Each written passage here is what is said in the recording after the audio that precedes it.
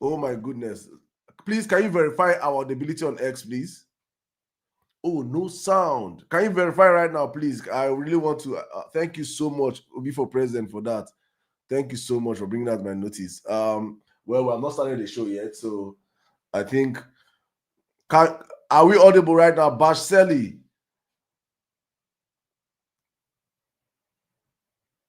Please, can you confirm audibility on X and on YouTube, please? If you're on any of those platforms, please confirm how audible we are.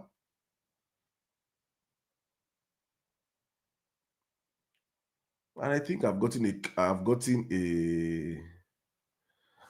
hack. I think I can always start the show. If you are audible, Obi for President, are we audible now, please? Please, somebody on the comment section, please. I want a confirmation from X and YouTube if we are audible, so we can start. It is back now on X. Exactly. Thank you so much. Thank you. Thank you, because I've actually gotten a hack, because I do not start this show until we're done playing music, just due to copyright issues, because this show is being streamed live on YouTube, and I already have a strike. Actually, I don't know if you guys watched my video, the one I did here, I put out yesterday on Pastor Femi Lazarus. Actually, he reported me to YouTube.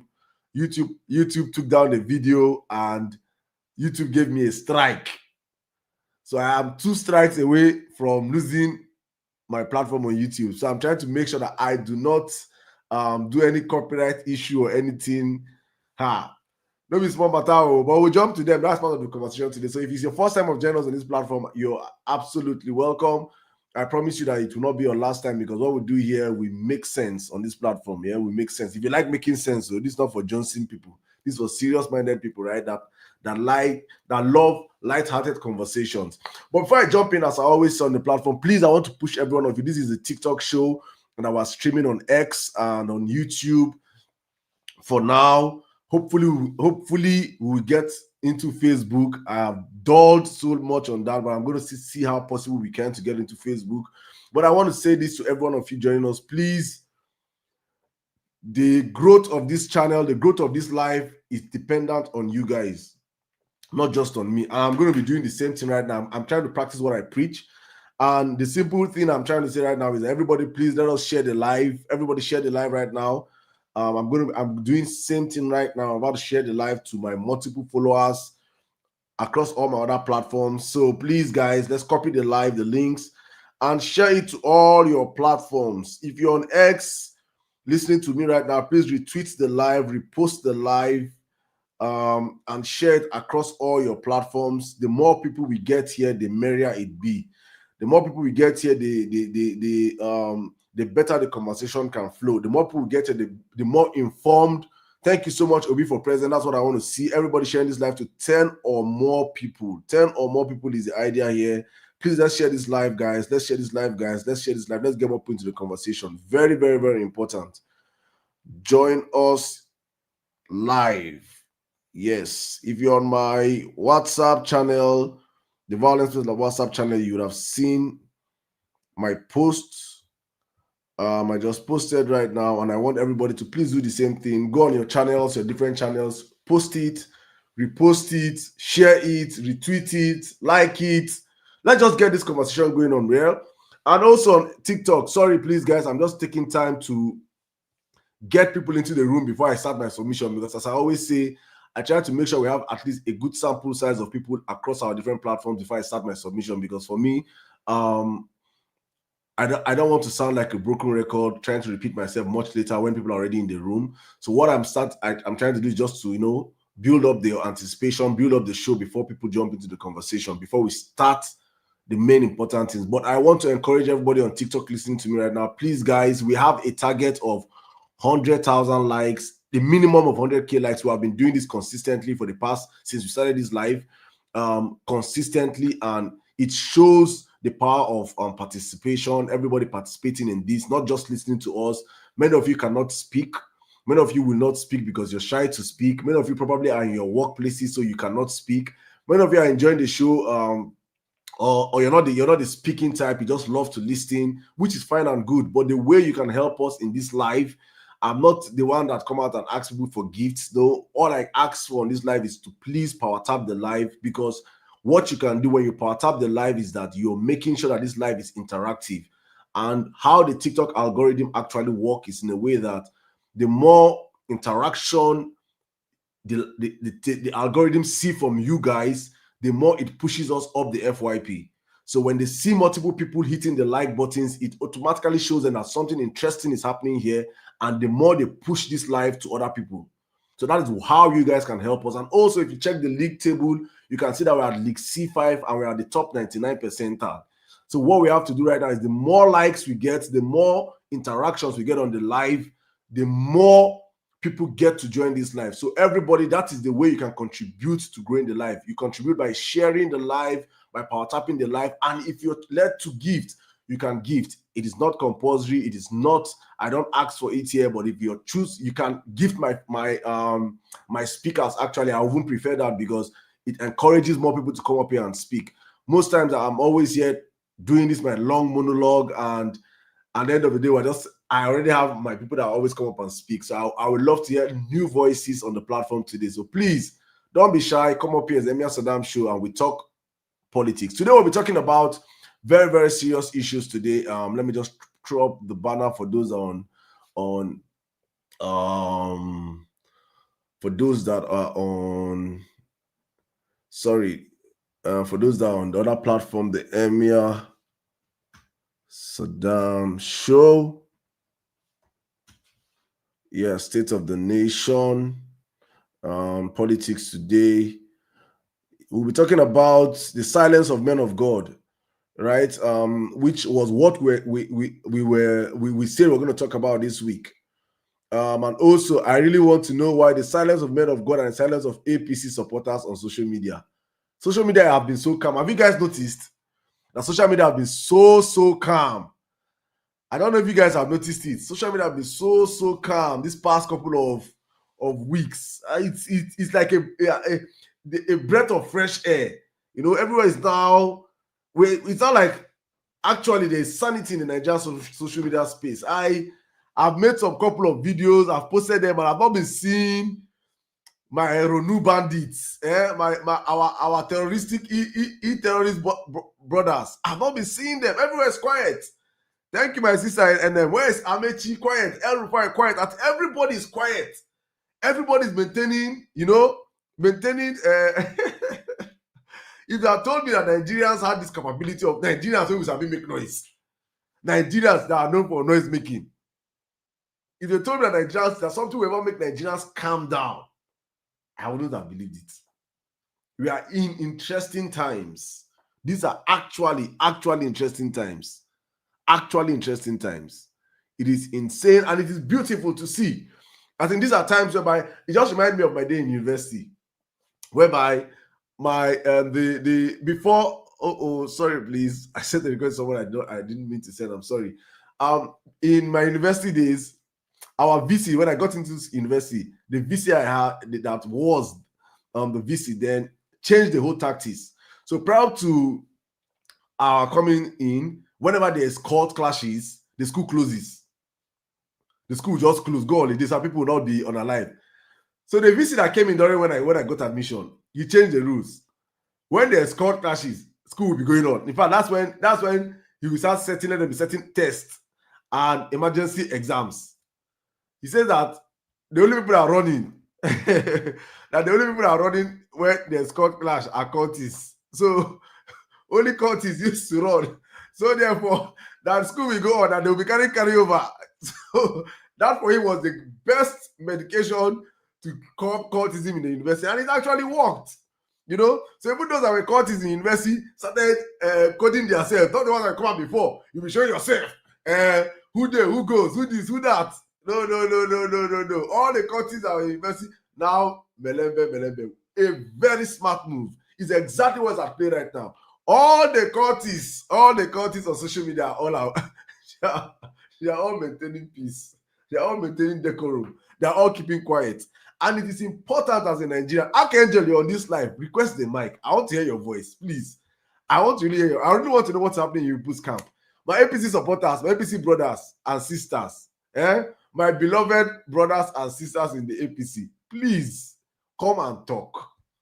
Come and speak. There was a coup plot in Tinubu's this thing. No noise. Quiet. Everything is going, as in, people are just maintaining quietness, and well, hey, my goodness. I don't know if I'm the one this is surprising, you know. Because honestly speaking, when I look at my video, I'll go and be checking the comments. Before, hey, any comment, they could insult you. See, this one, that one, you are a fool, you be mugu, you be that one, you be this one, you be I see what you 4+4.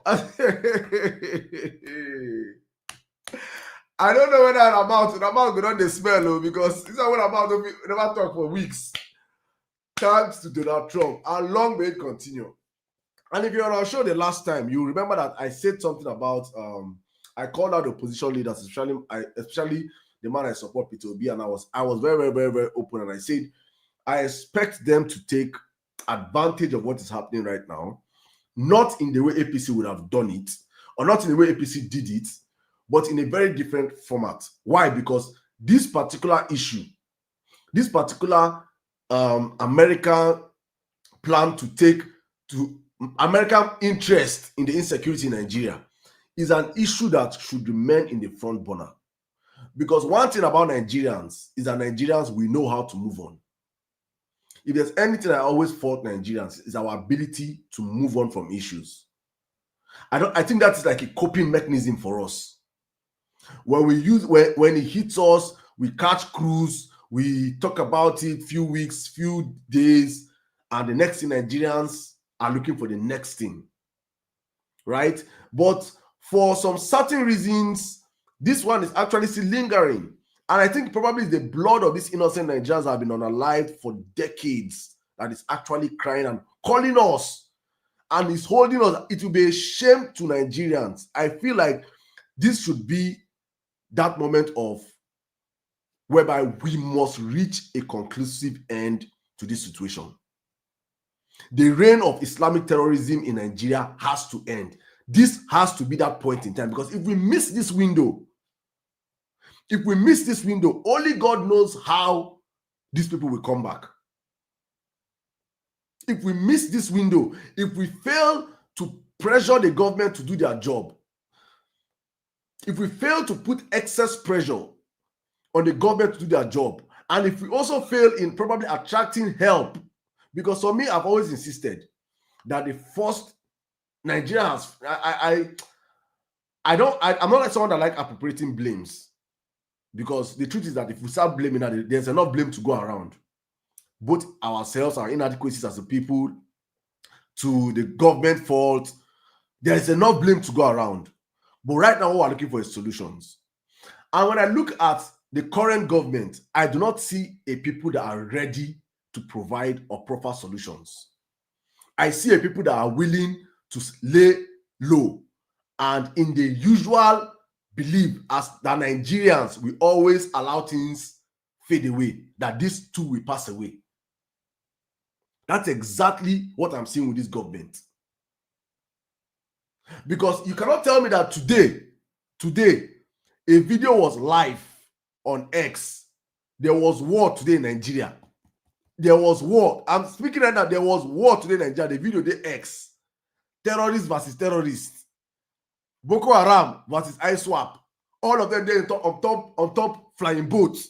They fire. I hope you guys saw that video. It was insane. I was watching. I was like, hey. On a Monday, they do.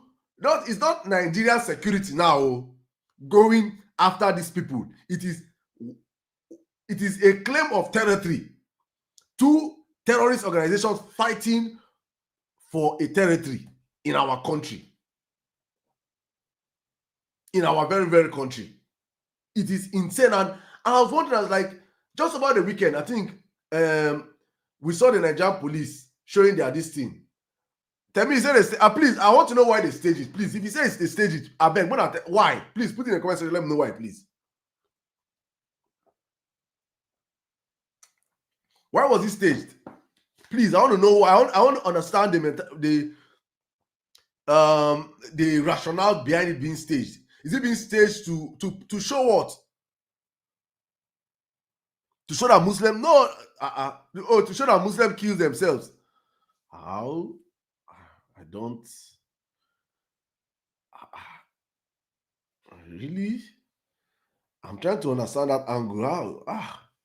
No, but actually, wait, please, guys, please. As we start this show, let me play this video. I think this video will. I'm sure some of you have seen it, but I'm going to play this video because this video actually explains the Nigerian situation, the insecurity in the north. Please, guys, you guys are going to bear with me on this one. I think this will take part of my submission. This video explains in detail the insecurity in the north, because many of us don't even understand the different factions of what's happening in the north. We just know that there's insecurity in Nigeria. This is a video from someone in the north, a man, if I think I'll say he's not a pastor, so but he was once a Muslim or something, right? But this is perspective, and I grew up in the north, so I can actually say for a certain fact that when I watch this video, I can hit my chest and say, yes, this is true. Let's play this video, then I'll come back to it. This video, I saw the 15 minutes on. Why is this one short? This is short. No, I want the full video.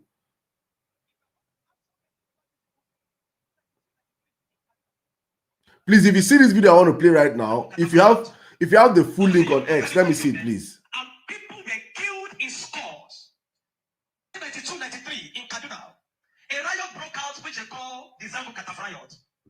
I was a young boy, very, very young then. And people were killed in scores. If you are not an Afsa person practicing Muslim in Islam, you were killed. Especially if you are from the southern part of Kaduna, the tribes from the southern part of Kaduna, they were massacred. It was called the Zango Kataf riot. And if the next thing they do is to burn churches, kill Christians, and then if they're done with that, then they focus on businesses that is for Igbo people, Igbo owned businesses, and they destroy it. I grew up knowing that Christians are endangered species in Nigeria. In the year 2000, when the Sharia Sorry, please, guys. Sorry. I want us to watch the full video. So I think my sister says she has tagged me with it on X. So let me. Tell me, did you tag it to me on X or in my DM? On Twitter. I'm on Twitter now. I can't see your tag. Okay. I've seen it. Thank you. Let me play this. I want to play the full video, please, guys. I think it's good. A riot broke out, which they call the Zango Kataf riot. All right. I was a young boy, very, very young then. And people were killed in scores. If you are not an Afsa person practicing Muslim in Islam, you were killed. Especially if you are from the southern part of Kaduna, the tribes from the southern part of Kaduna, they were massacred. It was called the Zango Kataf riot. And if the next thing they do is to burn churches, kill Christians, and then if they're done with that, then they focus on businesses that is for Igbo people, Igbo owned businesses, and they destroy it. I grew up knowing that Christians are endangered species in Nigeria. In the year 2000, when the Sharia riot, I mean, if you have heard of the Sharia riot, hundreds of thousands of people were killed in Kaduna. I can remember vividly that we had to defend our house from people. They brought some Fulani boys and they faced our house. They were shooting arrows. They were stoning our zinc. They spot our zinc, shooting arrows.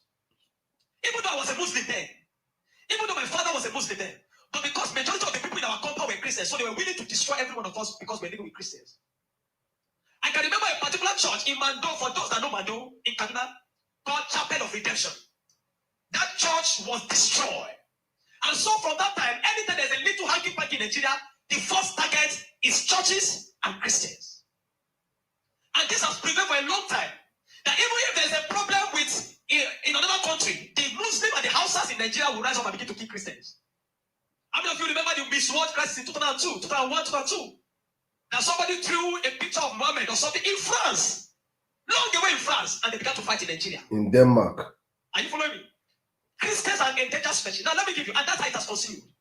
Scores have been killed, and they focus on regions where they have a mixture of both Christianity and Islam. If you look at states like Kaduna, states like Plateau State, states like Nasarawa, states like Taraba, states like Benue, states like Bauchi, states like Gombe, states like Borno. These are places where they focus on because they intend to eliminate every living Christian in that place. Anybody Anybody that debunks it is a total lie because I have grown and lived in the north. I've spent 80 to 80% of my life in the north, so I understand this thing. Several times, I cannot forget the Sharia law. We were running for our lives. Even though we were Muslims, we were still running because as far as you are not of that ethnic group, practicing what they practice, you are a victim. You can be burnt alive. Many of us saw human beings that were burnt alive, like roasted like yam. And it has been going on for a long time. The genocide against the Christian faith. Are you with me? Many years ago, in Kano State, a man was beheaded. And anything they talk about, he said blasphemy. And guess who was the person that led it? The man called Sanusi, Lamido Sanusi, was the one that led him up. And they beheaded him, they killed the woman. They killed him and they put his head on the stake and they were using it to parade the city. You understand of a woman also that is an evangelist. In Evangelist Eunice that was preaching about 2016 or 18 in Abuja. And they killed her. We cannot talk about a young girl called Deborah Samuel that was killed. I stood in Jos, and for years, the people of Plateau have been massacred. Riot breaking out every single time. The one that the moment anything happens, the next people that are victims are Christians. And it is unfortunate that all this year the government have not been able to do anything about it. But the agenda is deep. Are you with me this morning?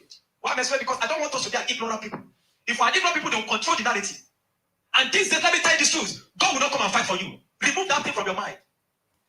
If Christians don't rise up, pray from that to tomorrow. God is not coming to fight for you. Are you with me? Now, in the year 2009, Boko Haram started. Boko Haram started because of a section. It was a political movement.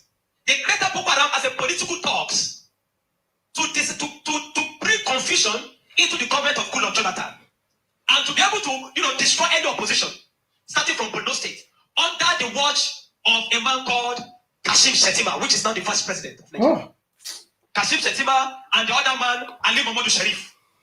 These are the people that started the business of Boko Haram as a political talks to be able to oppose their opponents.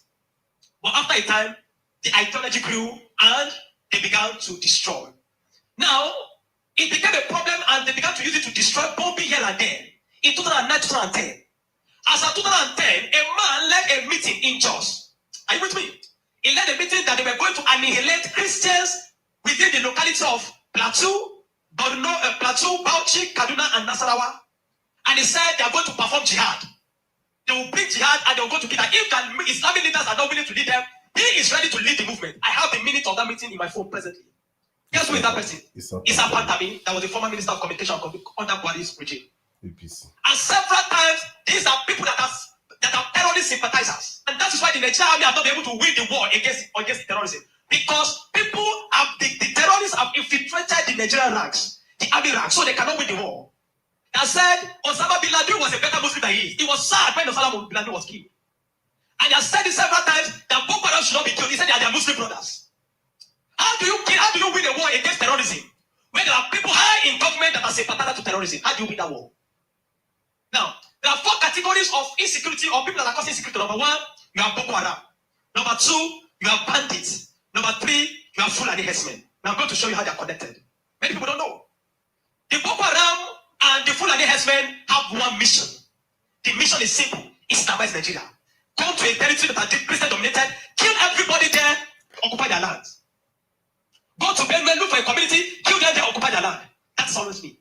Boko Haram and the Fulani herdsmen. And do notice, the Fulani herdsmen they don't kidnap, they kill. There's hardly a place you hear that Fulani herdsmen capture. That they say these are Fulani herdsmen. No, when they go, they kill. How do they kill? They kill with guns. You must now ask yourself, how does a Fulani man get AK-47? Do you know the cost of one AK-47? One AK-47 is over $1,000 something. Where will a Fulani man be able to obtain to get one AK-47? Are you with me? And now, so you will know that there are people that are sponsoring this movement. Then the Boko Haram and the Fulani, they go about Christian-dominated areas. You will understand that when this terrorism started in Nigeria, that only people that were killed were Christian churches.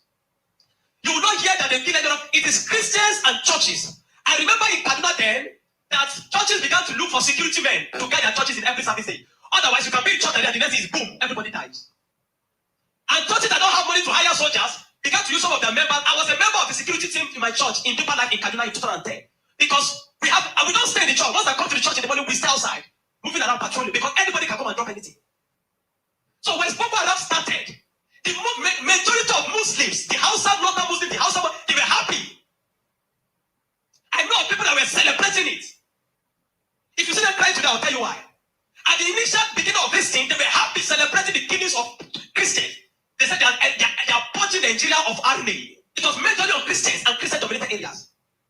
But when it comes to 2014, the man Buhari and APC that wanted to overthrow the government of Jonathan, by all means, decided to employ mercenaries from Niger, from Chad, from all those Fulani, from other African nations where they're Fulani, and they brought them into Nigeria.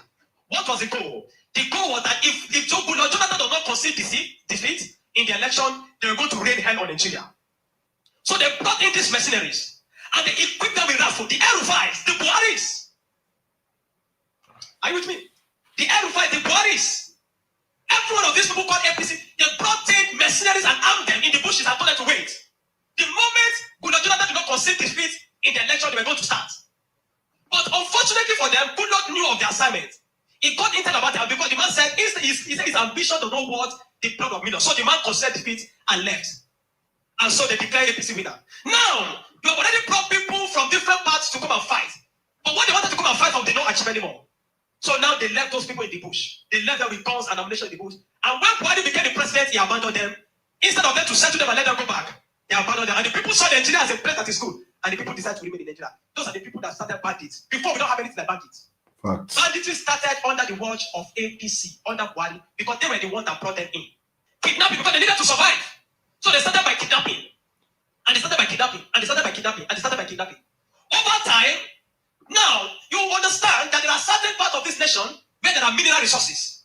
Don't be an ignorant Christian. Follow me. Don't be an ignorant Christian. Don't be in a nation where you don't have understanding of what is happening. Now, there are some parts of Nigeria where there are good resources.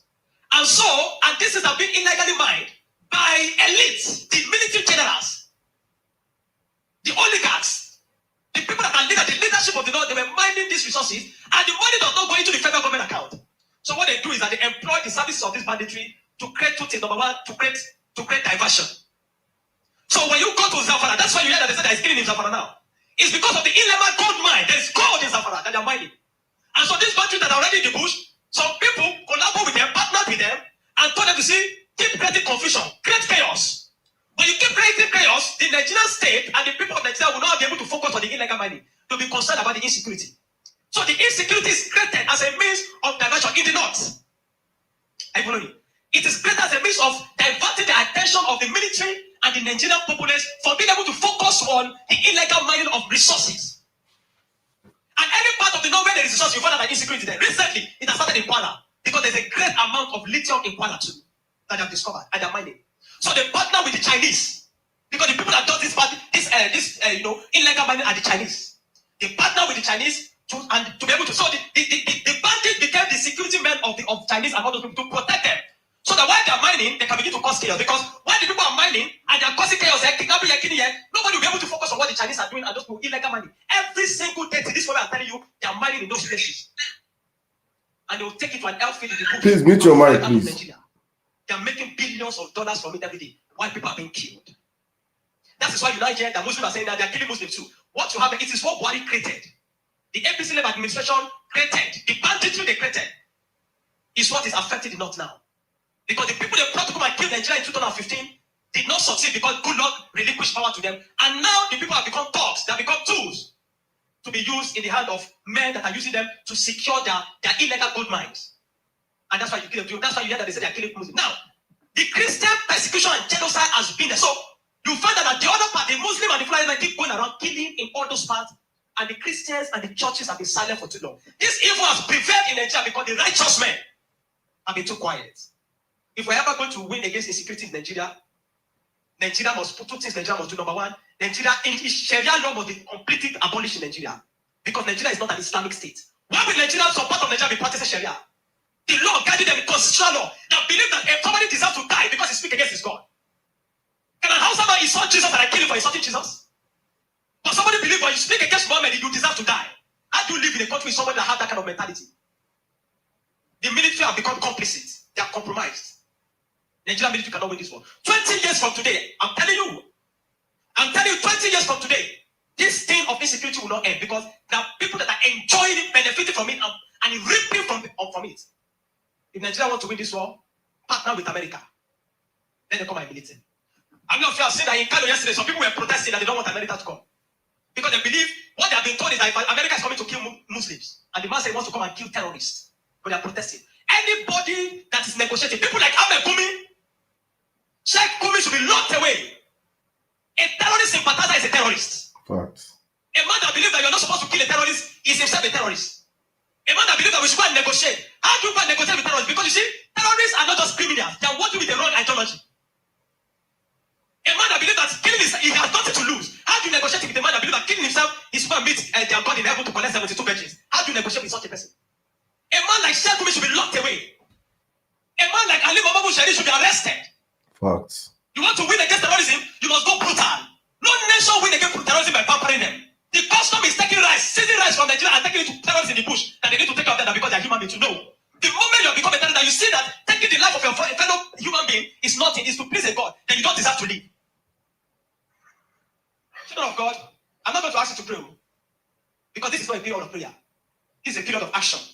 Every doctor when Ezekiel from Jos, the man that has been speaking has greater attention. Not for what have they invited the man for interview because they don't want to give the man any airtime. But you see, any little thing they will call Gumi and give him microphone. Gumi, they are inviting Gumi, they are inviting Gumi up and down. The media is complicit. The Nigerian military is complicit. You can't win war with this Nigerian army, not because they don't have the capacity, but because they are compromised. Buhari created banditry. The people like Gumi and the rest of them, they are the people that facilitated the idea of Boko Haram. And today, some of them are your leaders in government. Some of them are most of them are moving free. Not one have been arrested. Kabiru Sokoto that bombed Nyanyan in 2011. When they rearrested him, guess where they caught him?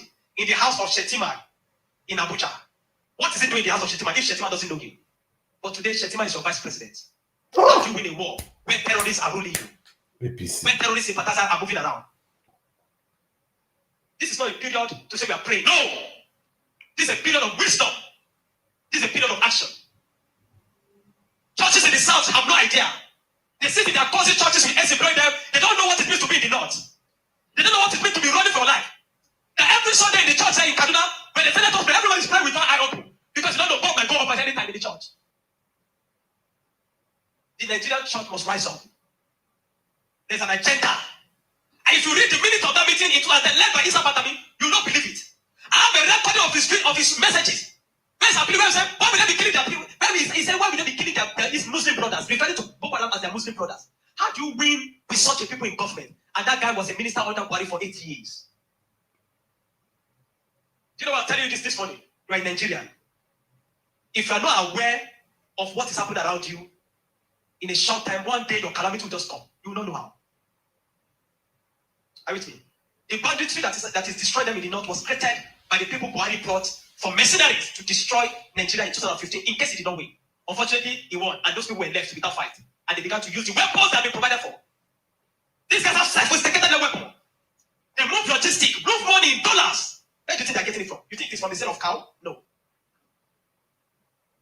The Bible says, watch and pray. We have been praying. This is the time to do what? To watch. So 1992-93. All right. Thank you so much. I don't even know this man's name. I saw the video today played in one of my brother's page, and I had to rush this video. And I was like, no, today on today's show, I have to play this video for Nigerians to listen and hear a perspective that majority of the people that come on my life are Nigerians from the South. And when you're on this, and if you're a Nigerian from the South, you are entitled Nigerian. You don't understand the reality. Like for me, everything I have been saying here, if you see, when you hear me speak or you've been following my programs, you see that I've been echoing many of these things I've been saying here. When I insisted, and I've been calling APC a terrorist organization for the past 3 years.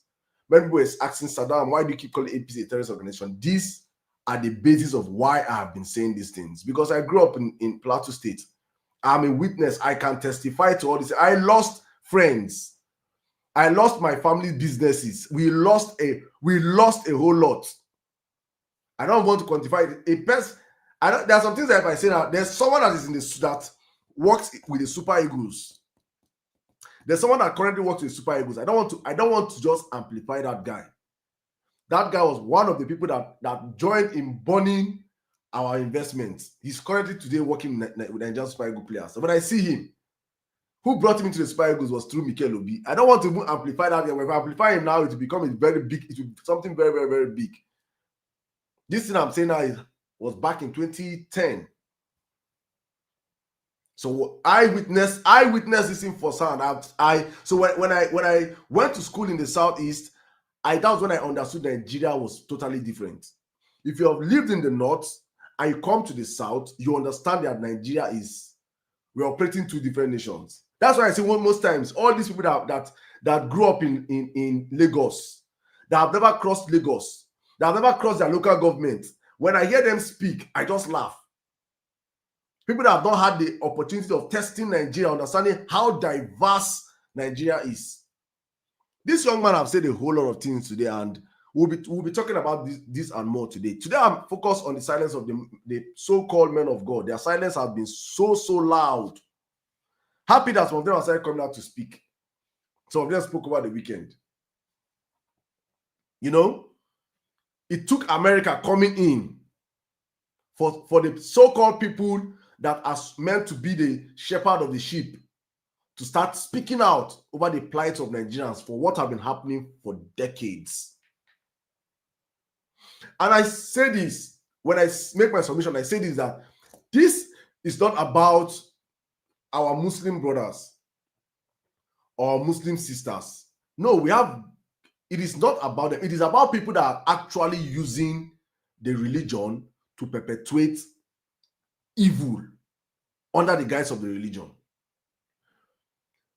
There are extremists that have created a wild movement supported by the government, supported and sponsored by so many powerful men in power from decades ago. But they have not been. I didn't see it as a thing like the government were in bed with them until APC came into power. APC is actually the ones that created what you are witnessing today, right now. So this guy summed it up perfectly. So when you see the Boko Haram, you see the Fulani headsmen, you see their clashes and everything they do, then you now see the bandits. These bandits are a different wing that were imported by APC. APC brought them just to create chaos, just to show you how satanic that party was. They were expecting that, you know, a normal Nigerian president like Tinubu now. Tinubu is not willing to hand over power in 2027 without a fight. Tinubu is not Jonathan. He's ready for Nigeria to burn. My only happiness is that the international, and that's why I've been so vocal about the opposition party, because for me they are very useless. That the international, the only fear that the only pressure that Tinubu is going to get is not even from this our politicians, because they're all weaklings for me. It's from the international body, and that Nigerians are mounting the right pressure on him through the international bodies. These are the only people that can actually wrestle power from him, because you see this APC party. God. Many people still think it is cruise. We are in for a very long ride in our country. Our country has been hijacked by cabals. Look at what this man said about when, you know, we had a space. Please, if you're free, go on YouTube and search the violence space Unmasking Shettima. Find that space and listen to it. When we broke down who Kashim Shettima is, how he rose to becoming the governor of Borno State first. That on his way to become the governor of Borno State, there was a man called somebody Gibio that was already anointed that would have taken over from Modu Sharif. And that Gibio man, as he was coming out from the mosque, he was unalived. That was how Kashim Shettima rose. It was well rumored that the same thing happened to what they call this guy in Lagos. What was this guy that they took his life in Lagos? Funshaw Williams. The same thing happened to Funshaw Williams in Lagos happened to somebody Gibio in Borno State. The same thing.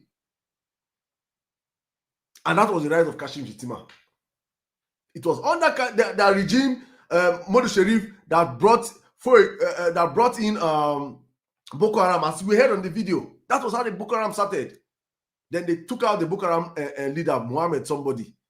And all of a sudden, they were using that group as a... These are people that use like political thugs. See what those people turned out to become. I asked a question on our last show here on Power Facts, and I said, on violence, and I said, what is the credential, or what credential are we having Kashim Shettima as the Vice President of Nigeria today? What is his credential? What did he do? What is that exceptionality about this man, apart from his handwriting? Because I think he has the best handwriting I've seen of any politician. Apart from that, his beautiful handwriting. What is that exceptional thing about Kashim Shettima that warranted APC anointing him with a VP candidate?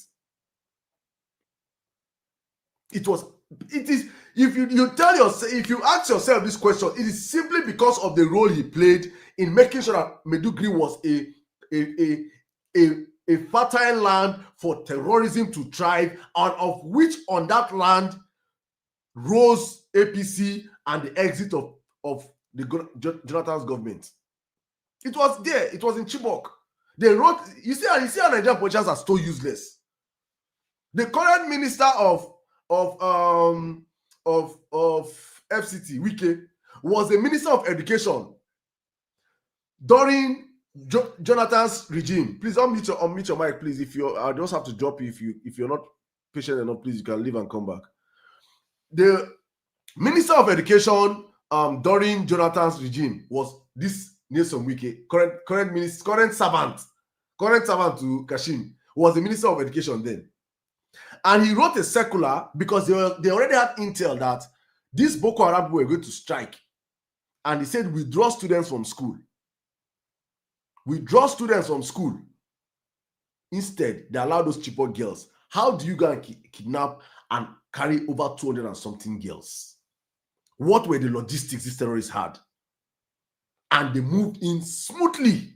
No harassment, no nothing. You would have known that this is a well-planned job. And the next thing we saw across the whole world was BBOG, bring back our girls. And it became a national trend, including the president, the president of America's wife, first lady of America, with placards, all the superstars in America, PDD, Jay-Z, everybody was on bring back our girls. That was the coffin, the nail that nailed Jonathan's presidency. There was no comeback for Jonathan from that. Jonathan's wife was crying, there is God, oh, there is God, all this blood you're sharing, because they knew that this was a highly placed conspiracy at work. These people, for the quest of power, imported terrorism into our country. These are the people today that are gaslighting you, telling you that you have to be patriotic and not speak about Nigeria. This satanic set of people. These same people. So when I see all of people that are taking the moral high ground, I wonder, like, do you people understand what we are up against?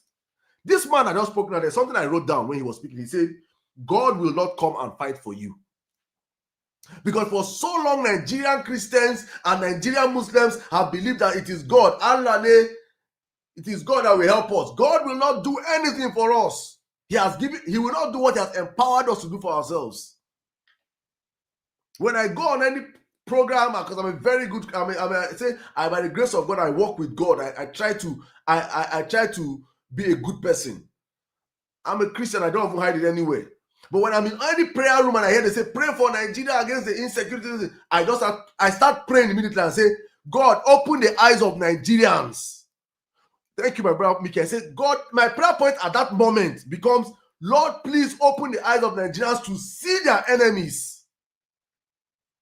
Because any pastor or preach or preaching telling to pray for Nigerian security, he's not operating from God, or he doesn't understand how God functions. God won't come down and, if God would have told Moses, biblically, would have told Moses, just be praying, don't act. Or would have told David, pray, Goliath will die.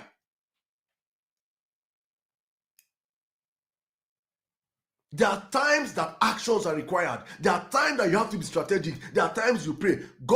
Prayer only fixes what you cannot do for yourself. That's how I see it. But what God has empowered you to do, God will not, don't pray from now till next year. God cannot choose for you your leaders. We will choose our leaders for ourselves. If you choose to collect bribe like Gala and Mott and 1,000 like people collected in Anambra State and voting who you want to vote, God will not come down and tell you not to collect Gala and Mott. You will do it. That is the reality of humanity. So when I say these things continuously, people don't understand. And I'm happy that right now Nigerians are getting to understand where we are. But we have a very long queue of people here, so I cannot be speaking for so long. If I speak a whole, I have people, the request line is so hot. We're just going to open up. Before I open up the floor, I'm going to just wrap up on exactly what I saw over the weekend. Over the weekend, I saw the man that I've always said I love and respect a whole lot, that I've been totally disappointed in him. He's a human being and he's fallible, but I understand his feelings, because the moment you dine with politicians, especially politicians that are as vindictive as Bola Ahmed Tinubu in APC, there's almost no coming back, because you're always going to be blackmailed. I watched the video of Pastor Iya Adeboye where he was speaking about this whole issue and what he was saying.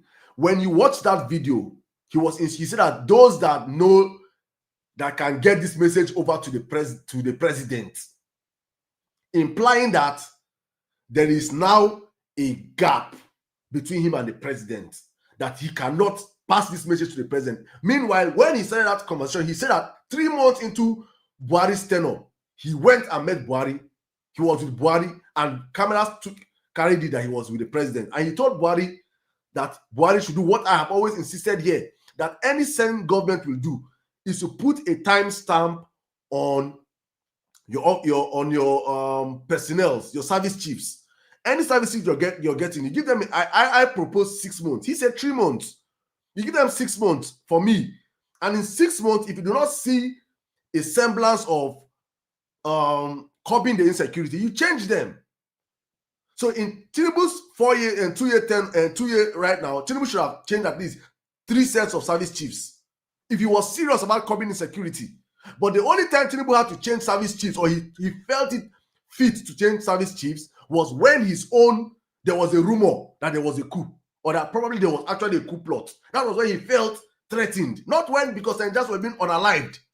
Our lives do not matter to that nincompoop. It is his own office that is more important to him than the lives of Nigerians. That was when he had to change the service chiefs, not because they were not performing. So you see priorities of this government. So Pastor Adeboye was speaking, and he said he passed on a message that, like, I don't know whether he said it out of ignorance. I want to take it that he said out of ignorance, but at least he spoke. And he said they should tell the president, those that are close to him. So if Pastor Adeboye cannot summon Tinubu today, it boils down to what I've been saying for so long. Tinubu had for so long. So when you hear people calling him a master strategist, Tinubu had for so long bought off so many men and women of God, imams, pastors, bishops alike, for so long. Many of them, the land on which their churches are built today was hand-gifted to them by Bola Ahmed Tinubu. Many of them, their children in universities abroad are being trained by Bola Ahmed Tinubu for many of them, their children they have trained them out of school. They are somebody today in life. It is Tinubu's job. He has done all these things. So it is now his turn for them to return the favor to him. They cannot question him. He has bought their loyalty forever. So even when he's doing, so you see someone like Wole Soyinka that has criticized every government from time immemorial till today. Soyinka cannot talk because he has bought his loyalty. You see someone, and Tinubu that has bought your loyalty, Tinubu will not buy. He will not keep buying your loyalty. He will only remind you of what he has done. And as someone that is as vindictive as Tinubu, that is probably, I believe, to be a CIA asset, that he has recordings and records of all these things. Because I repeat this again for people that do not understand. I had very close contact to the Aso Rock during the last elections during Buhari, and I got this information in total of how he brought Buhari's own clip. That was why when let me just keep some things here. But one thing I know is that I will not put it out there, is that it was actual blackmail that was played for Buhari that made Buhari succumb to him, because actually the plan was to carry power back to the north. But because of he had this evidence, and the same evidence, I'm going to find one journalist that said it, that as of 1998, he was in a meeting with Bola Ahmed Tinubu and somebody in UK, and that when he went to the toilet with Bola Ahmed Tinubu, as they were speaking, he was telling Bola Ahmed Tinubu that is he taking note, that is him is taking note of the conversation. Bola Ahmed Tinubu opened his and showed him tape. As of 1998, I mean 1997, tape. Bola Ahmed Tinubu had taped himself and was recording all their conversations in that room. So many people don't know this, in that if you enter a room with that man to discuss, and that's why I say many people that are currently decamping, that had gone for a first meeting with him, you're in any room with Bola Ahmed Tinubu, remember one thing. I'm saying this right now for Nigerians. If you ever have a chance you're in a room with him, remember this thing. You're being videoed and recorded. Whether you like it or you don't know it, it is the truth. Because everything you say in that room with him will one day be played for you or against you. And many of these powerful men are meant to speak up against him today, that cannot speak up, is because Baba will remind you the day, the time, the hour with your recording when you were collecting from him. And he knows he is a dirty character. A man that has been corrupt, that has been forfeited over $460,000 for drugs in America. There is no stain you want to stain Tinubu that he has not been stained already. He knows he is a dirty character. He knows he is a dirty being. People that support him know that he is a dirty being. So there is nothing you want to pour on him. He is dirt himself. He can only pour on you.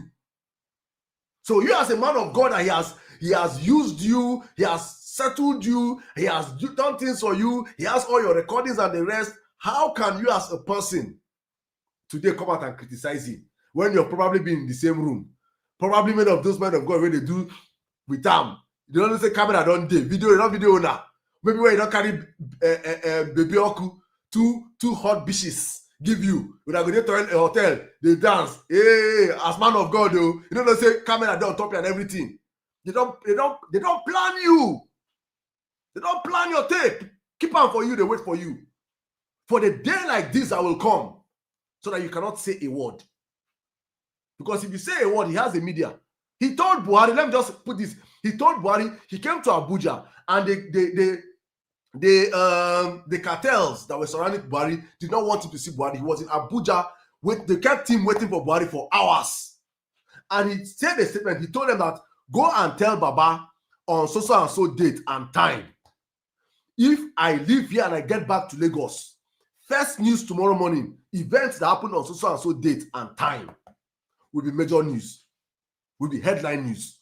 And he was leaving, and they had to go and tell Baba that, as they told Baba that this in the information and everything.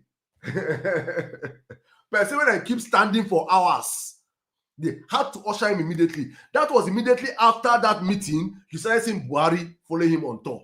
Buhari that followed him for campaigns. Go and check his campaign from the first campaign that he had with Buhari. Buhari not following for so many other campaigns. Still a campaign that he said, go and, as I'm saying right now, fact check me. That was that meeting. So he has these things in abundance for all these politicians, all these men of God, all these people. See them, Bishop Matthew Kuka of Sokoto State Diocese. Today, go and watch a video of, I think his symposium or something. Shehu Sani, the senator of Kaduna, he said it in that meeting. He said that Bola Ahmed Tinubu, you were the one that was sponsoring us for protests in the Nadeko days. I'm telling you people who this man is. So when you see the silence from some men of God or from some prominent people that you expect to speak today, it's not because they don't want to talk. They have long ago sold their voices to this man. And today, they're not even benefiting from the government, but they can't see anything much. They can't even say anything much. It is painful to them because if we say it now, all this our holiness, all the eyes and Nigerians see them with, it will be a different thing. And that's what I found ourselves. But I want to end on this by countering something that Pastor Adeboye said, with all due respect to the man of God. And he said that if Tinubu, his advice to Tinubu is that Tinubu to please beg Trump to give us 100 days, which is 3 months plus of mercy, so that Nigerians can tackle this corruption, this insecurity, clear them out and everything. Before, if not, they will attack us. That is actually a psyop or the propaganda of the APC to instill fear into Nigerians, especially northern Nigerians, that America wants to come and attack Nigeria, which is false. It is clearly stated that America said they want to come and end Islamic terrorists. If you're not a terrorist, if you're not a terrorist enabler, if you do not see a beneficiary of terrorism, if you're not a sponsor of terrorism, you have no business to be scared. That word of the America want to attack us is a false flag. I'm not in support of when America come to Nigeria. I'm just saying this, that is a misrepresentation of what Trump has said for so long. They are not coming to attack us. And you saw the backlash Femi came out yesterday. Femi Lazarus, Pastor Femi Lazarus. I actually made a video for him and I posted it and he reported me on YouTube. YouTube gave me a strike and took that video. The video is on my page also. You can go watch it. When he came out with half-truths and saying that America, anywhere America go is disaster, that America want to come and take out our resources. He was just saying a lot of half-truths that America refused to sell for Jonathan. Yes, it's on TikTok, my TikTok page, you see it. That America refused to sell for Jonathan ammunition, which is true. But he refused to tell Nigerians that the reason America refused to sell for Nigerians Jonathan and was because of what Bola Ahmed Tinubu and APC did. That they were the ones that made sure. In fact, in that my video, please everybody watch that video. I broke down everything. You will see evidence of Honorable Farouk when he went to America and he was demanding America to arrest Jonathan. You will see where Jonathan. What did APC do Nigeria? If you are just a naive Nigerian that don't understand what I'm saying, you will not understand why many of us have serious hatred for that party. APC has to buy. If Nigeria has a chance of survival, APC has to buy. Nigeria go leave them. Welcome to the show, guys. Let me open up the floor because the request line is insane. My sister, Jaja, I don't know if you're there, if you can listen. You're listening to my sister. Good evening. Good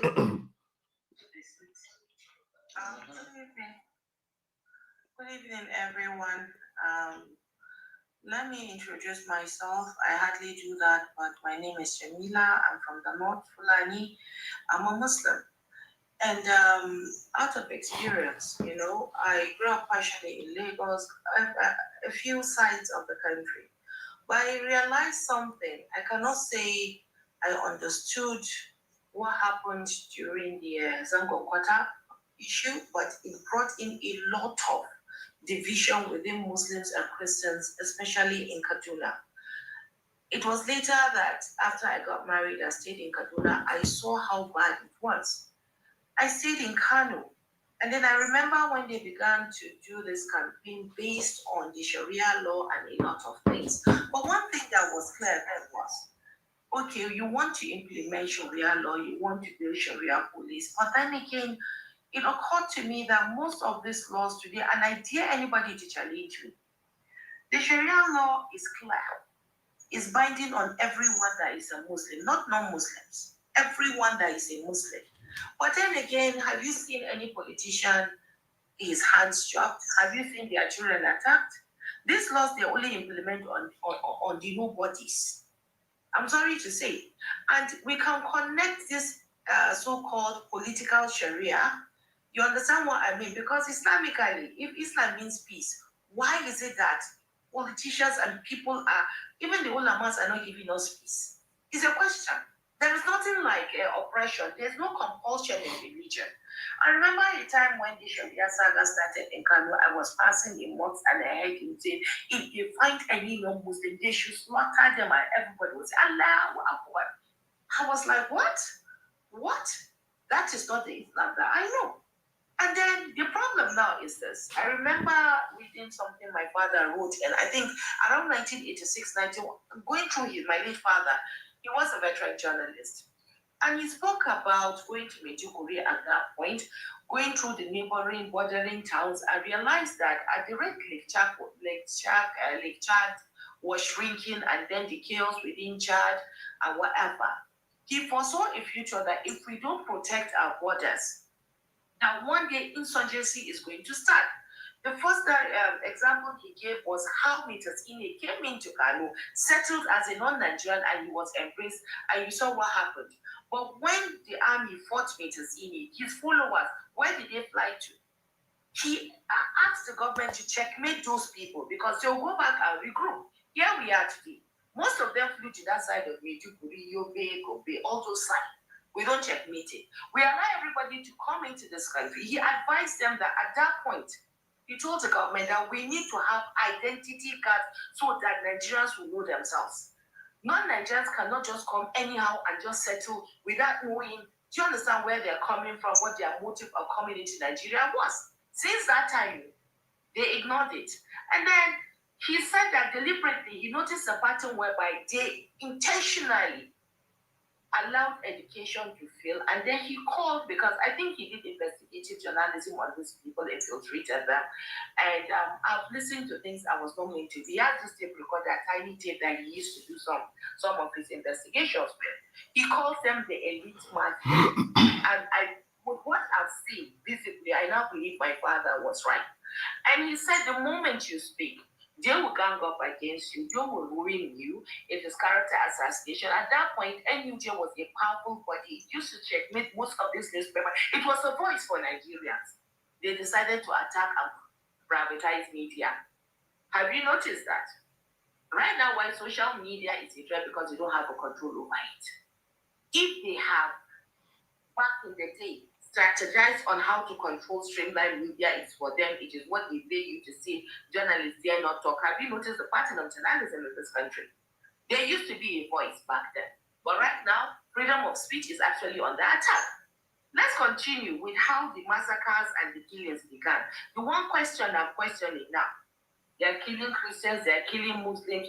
What happens to the victims? This is how a group of Nigerians, just few of them, decided to create chaos in the country that led to the Biafran war. But nobody spoke about the victims that were affected by that war. You create, a few men will stand up and say something, incite in this country, and then victims fall in between, and nobody compensates them. We hear no victor, no vanquish, leave it to God. And these men of God are ours. Lately, I questioned why houses of God are no longer sanctuaries for human beings to run to. Are they really winning souls for God? Or is there something they are not telling us? Their silence is enough for us to understand that Nigeria is being run by this elite mafia. Because if today, you and I, whether Christian, Muslim, whether it's a battle between the super rich and the poor, and they will not stop at it. You see this narrative of Donald Trump coming to, what is bothering me for all I care, what is bothering them right now, is because they said they will freeze their accounts. What they've looted out of this country. What you said, what that guy said about illegal minings and tapping of mineral resources out of this country, they need these people off this land. Have you noticed our leaders, they don't care if they share the national cake. There is no religious differences there. There is no ethnic differences. They share it, they go to the same parties. I'll give you a simple example. A wedding happened in Kano. All of them were there. There was no enemy then. And you and I will be busy pointing fingers at one another when our main goal is to unite. They will never want us united as one. They will never, ever. That is why they sponsored all these things to happen. Now look at Jos. Look at everywhere. Go and align. Wherever you see this is happening, illegal mining is happening. It is happening. They started with the Niger Delta. And it gave them an idea. So right now with Zamfara gold, what happened? Is it just gold you think is Zamfara? The mineral resources lying down in Zamfara, Niger State, Birnin Wadi, around Kaduna axis. Will they ever tell you the truth? And then they are still, go to Ministry of Mines now. Who are the ones that own the mining licenses in this country? And how come a lot of people have come out? This is the confidence they have to be pointing names and mentioning names. Why is the government mute? Why are they mute? Why are they mute? Why are the names? Why are Nigerians dying? We should stop this Muslim Christian. It is all about Nigerians that have been by day in, day out for the selfish interest of a very few. And collectively, whether we like it, for me, I believe that Donald Trump don't do them. It's all about their ill-gotten wealth that they've invested outside the country. They're busy buying private jets now, trying to renovate airports because they know at the long run they need to reduce our population now.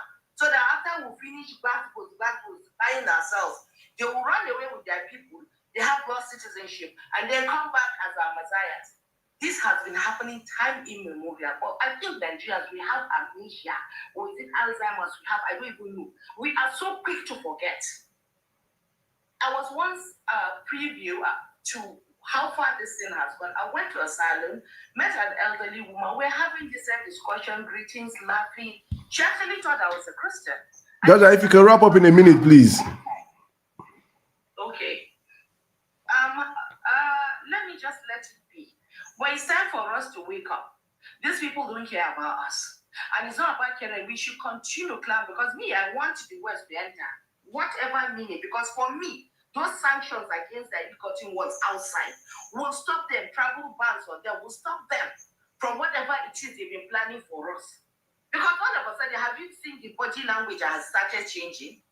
It's not about the lives that they need to protect you. It is not. They masterminded this thing and we can continue fooling ourselves and fighting each other and bickering. They don't care. They don't care. It's all about our mineral resources and they know what they're doing. It is all that busy being manipulated to keep on fighting and they'll pay us to be chanting, oh, we hail to. For what? But it is well. All right, thank you very much, my sister. Thank you. I think well spoken. You know, when I can say, I would say two truths can coexist.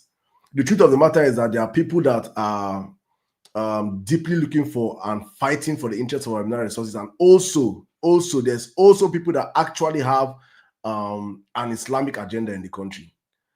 I cannot, in all sincerity, hide that. Also, I am not going to hide. And when I say this, I'm not implying or saying that our Muslim brothers and sisters are all in this. No, there are people that genuinely want to eradicate the Aranis from the north. They have this mentality that Nigeria belongs to them. They have to conquer Nigeria. There are people that genuinely think like that. And there are people that also, because out of every chaos, opportunities arises. How do you cash into these opportunities is how the evil elites see. How do we create diversions? How do we create issues? How do we create these things that we make Nigeria that okay, people that want to break out from country, right? So we create problem, create chaos and everything. Then they now come in with their own agenda of looting. Because for the elite class, as you rightfully said, they do not care tribe or religion. Their own is all about how do we eat? How do we continue to siphon these resources for ourselves and our families? Why these people go down and unalive themselves using religion and everything that they think. So I think the education starts from us also. Saying these truths and openly. I'm going to read a tweet before I come to you, my brother Mickey. Please, guys, we have this. I saw you requesting for the mic. Please, you have to be patient with me. I'm going to bring everybody to have a chance to speak up today. But let me just read a tweet from my brother Malam Jabir. This is one. My Fulani brother, also a very sensible person, also just like you, my sister. See what he said. He said, and this is exactly for our northern brothers. He said, this message is mainly for the northerners. I have learned that we only remember to speak up when someone from another region mentions the killings in the north. That's when we start shouting bigotry and hate. But when our own are being slaughtered daily, we keep quiet, pretending not to see or hear. Every single day, our people are being killed, morning, afternoon, and noon, and night. From Kebbi to Katsina to Sokoto to Zamfara to Niger to Kaduna, and the terrorists are now in some part of Kanu. Blood is flowing like rainwater, and yet our silence is louder than the gunshots. Just yesterday, a custom officer was spied in Kebbi State by Lakurawa. Last week, the deputy speaker of Kebbi State House of Assembly was no, this is TikTok, so he was snatched. You people know what I mean by snatched. These are not stories from the past. They are happening now. Every day, every night, our region is bleeding. But our people are scrolling and laughing online as if nothing is happening. Look around. Millions of out-of-school children are roaming our streets hungry, hopeless and neglected. These children are tomorrow's potential terrorists if care is not taken. Hunger, poverty, and unemployment have turned many homes into graves of dreams. But our biggest concern on social media are marriage gossip, sex talk, penis enlargement, breast enhancement, and all sorts of useless things that add no value to our lives or our people. Our land is burning and we are busy playing politics. Our future is dying and we are busy posting nonsense on social media, all in the name of content creation. If you are not a victim, I am. Many of us are. And if we don't start using our voices and platforms to defend, rebuild, and reawaken the North, then we are all accomplices in our destruction. The North must wake up now.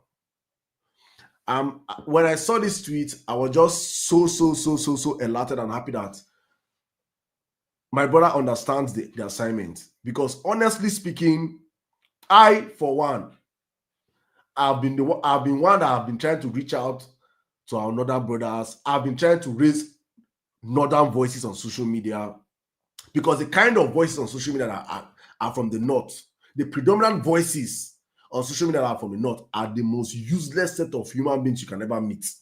The Bashar Ahmeds of this world, the Sarakin Waspapin of this world. These are bottom feeder.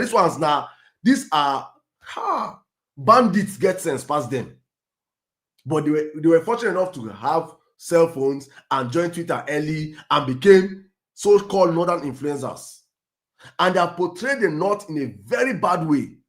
So that things like this are happening. And in fact, right now, all of them are already bought by the APC government because they're higher purchase.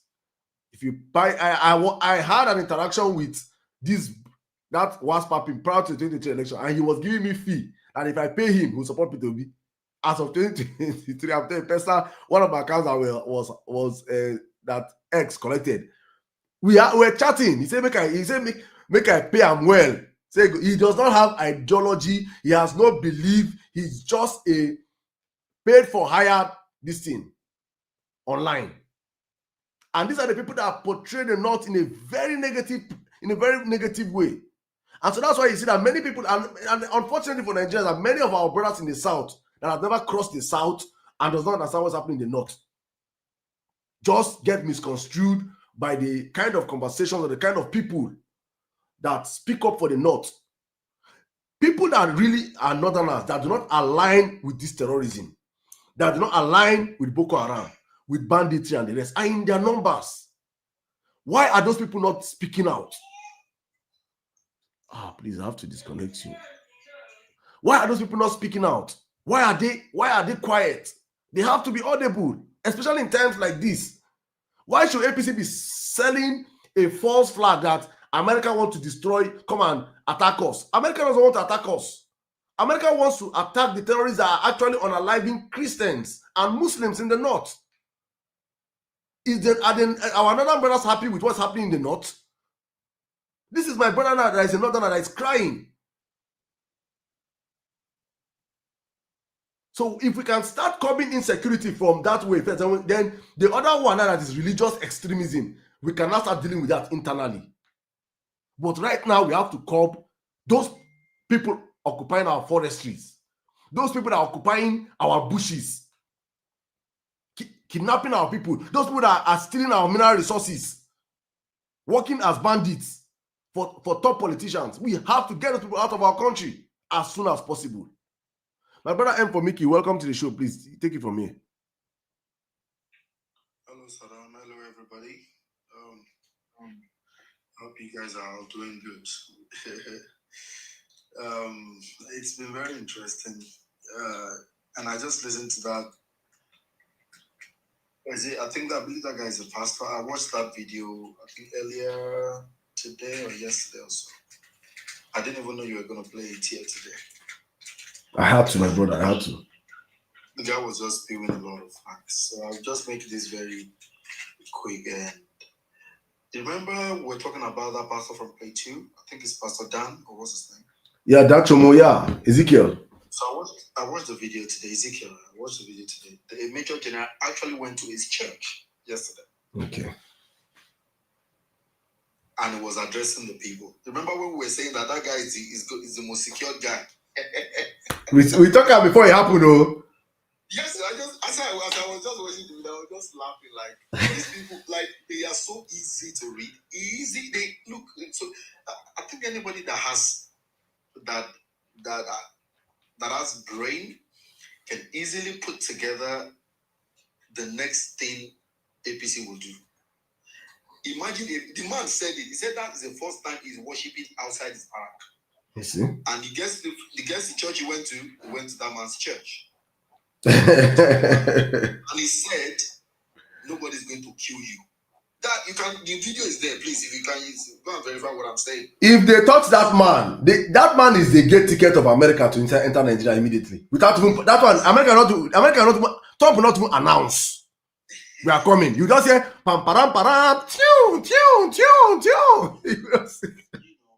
They're not going to waste time. They just touch that man. Yeah. So that's why sometimes it's ridiculous when you compare that man to the likes of. I listen to all the Pentecostal businessmen that call themselves pastors down south that all of a sudden found their voice and they want to contribute to what is going on. And with all the respect that I have for Pastor Adeboye as an elderly man, I respect him as an old man, as a grandfather, but not as a pastor. I'm sorry.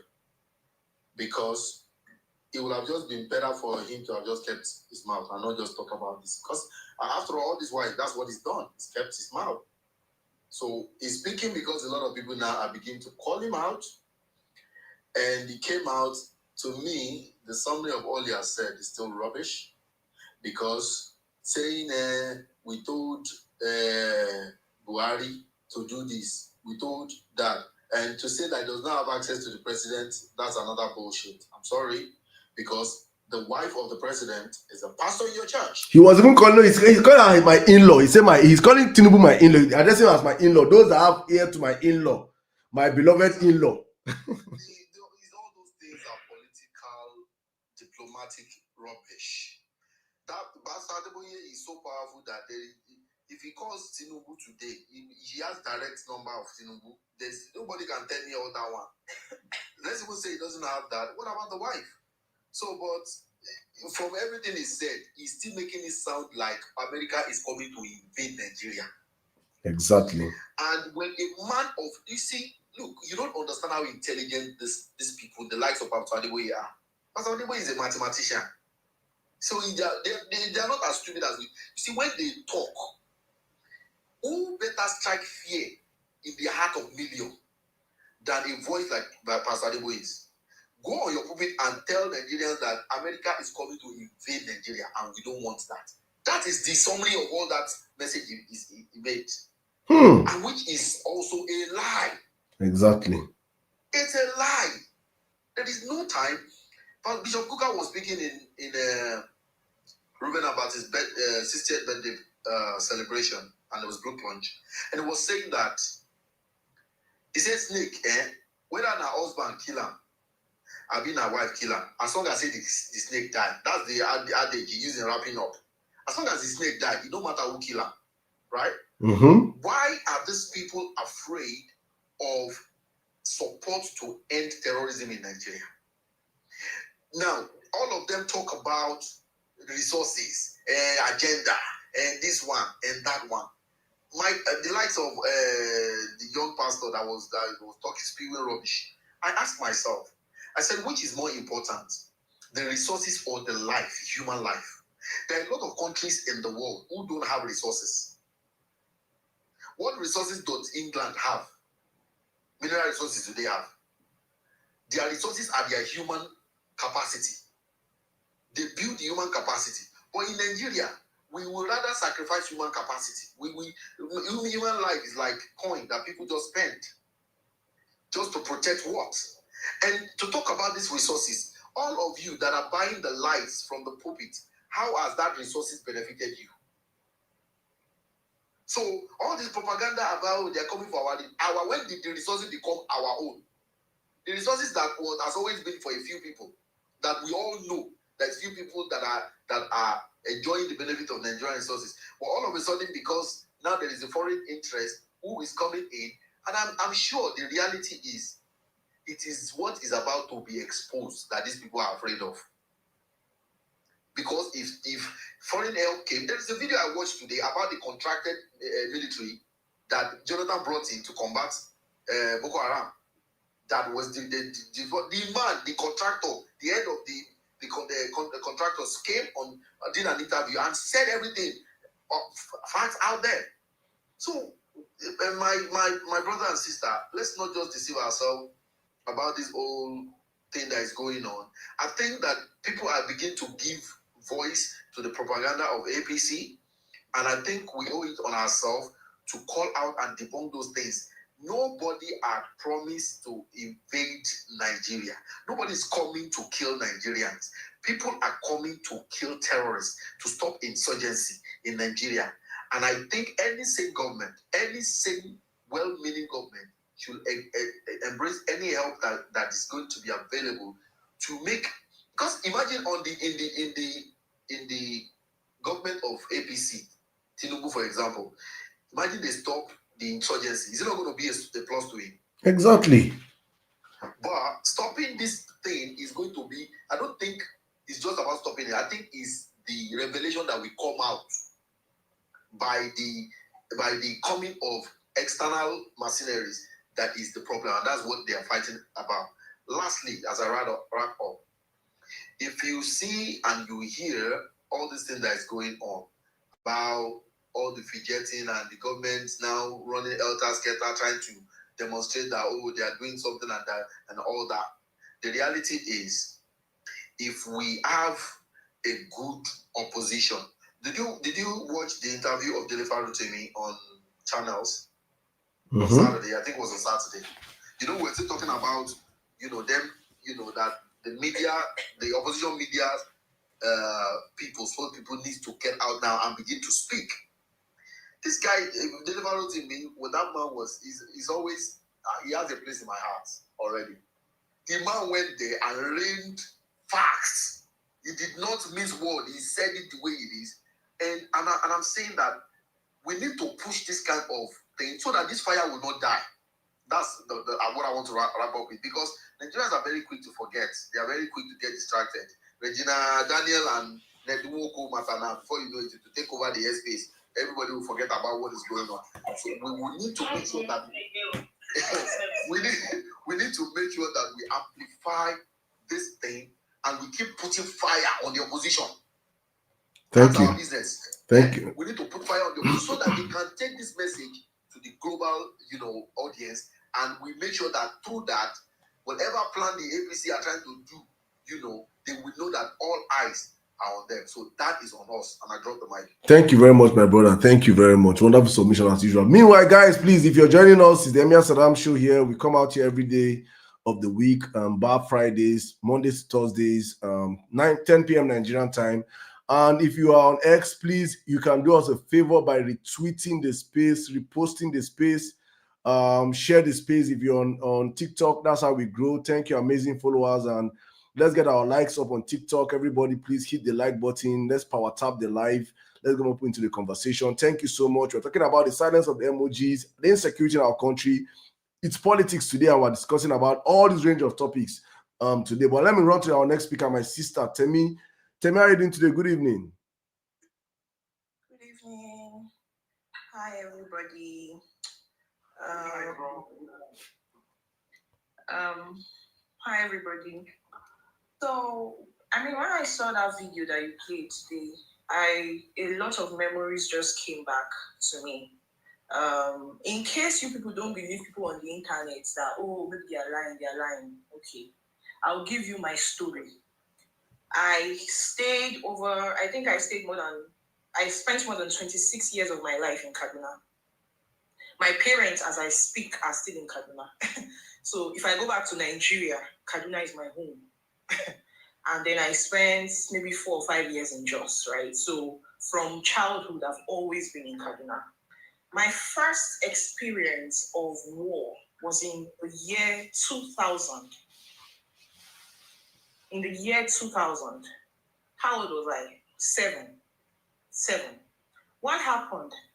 I can't remember, but I want to believe it was on a Friday.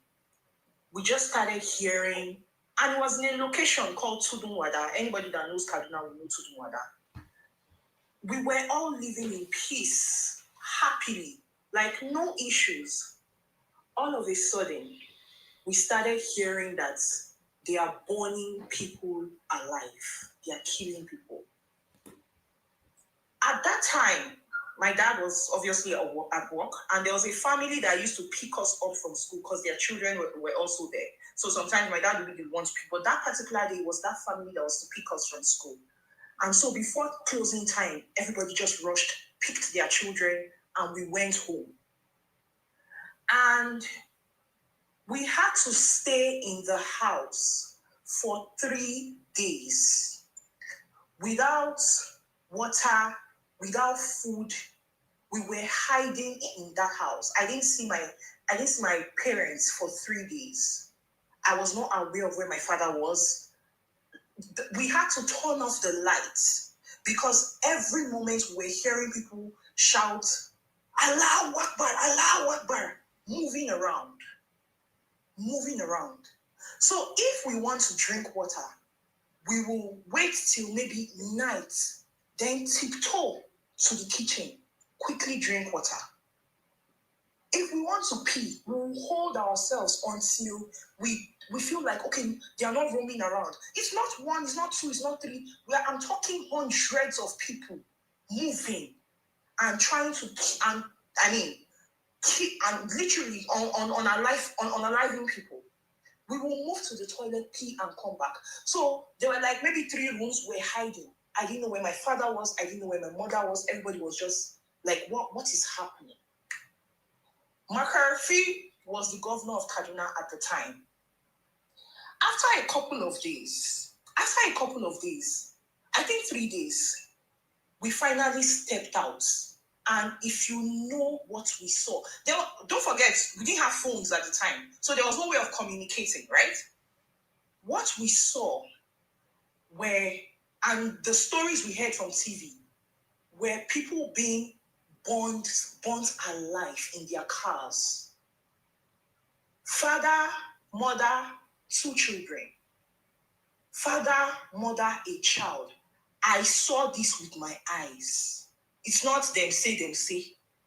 So they will stop you on the road. This is for people that say, I'm saying 2000. It's not 2010. Year 2000. They will stop you on the road. The question they will ask you, are you a Christian? If you say yes, they will burn you alive. If you say, no, you are not, the next thing they will ask you to do is recite the Quran. They figure out you lied, they will burn you alive. Churches were burnt. Houses were burnt. Even our gates, at some point, they were shaking our gates. I think it was just God that saved us and they left. My dad was at work for 3 days. He could not move.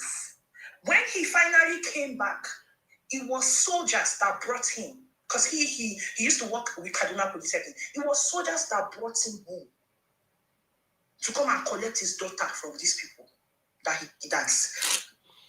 My dad's friend, they cut a part up till now. If you go on Facebook or if you go on Instagram and search for the man Williams Olani, there is a line on his face, on his nose. They used a machete to tear his face and nose. For some reason, God saved him. I think they thought they had killed him, or they had unalived him rather.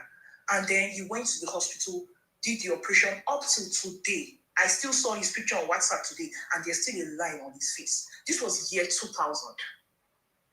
This thing happened about 3 times before 2002, 2003. Now, do you know what now happened?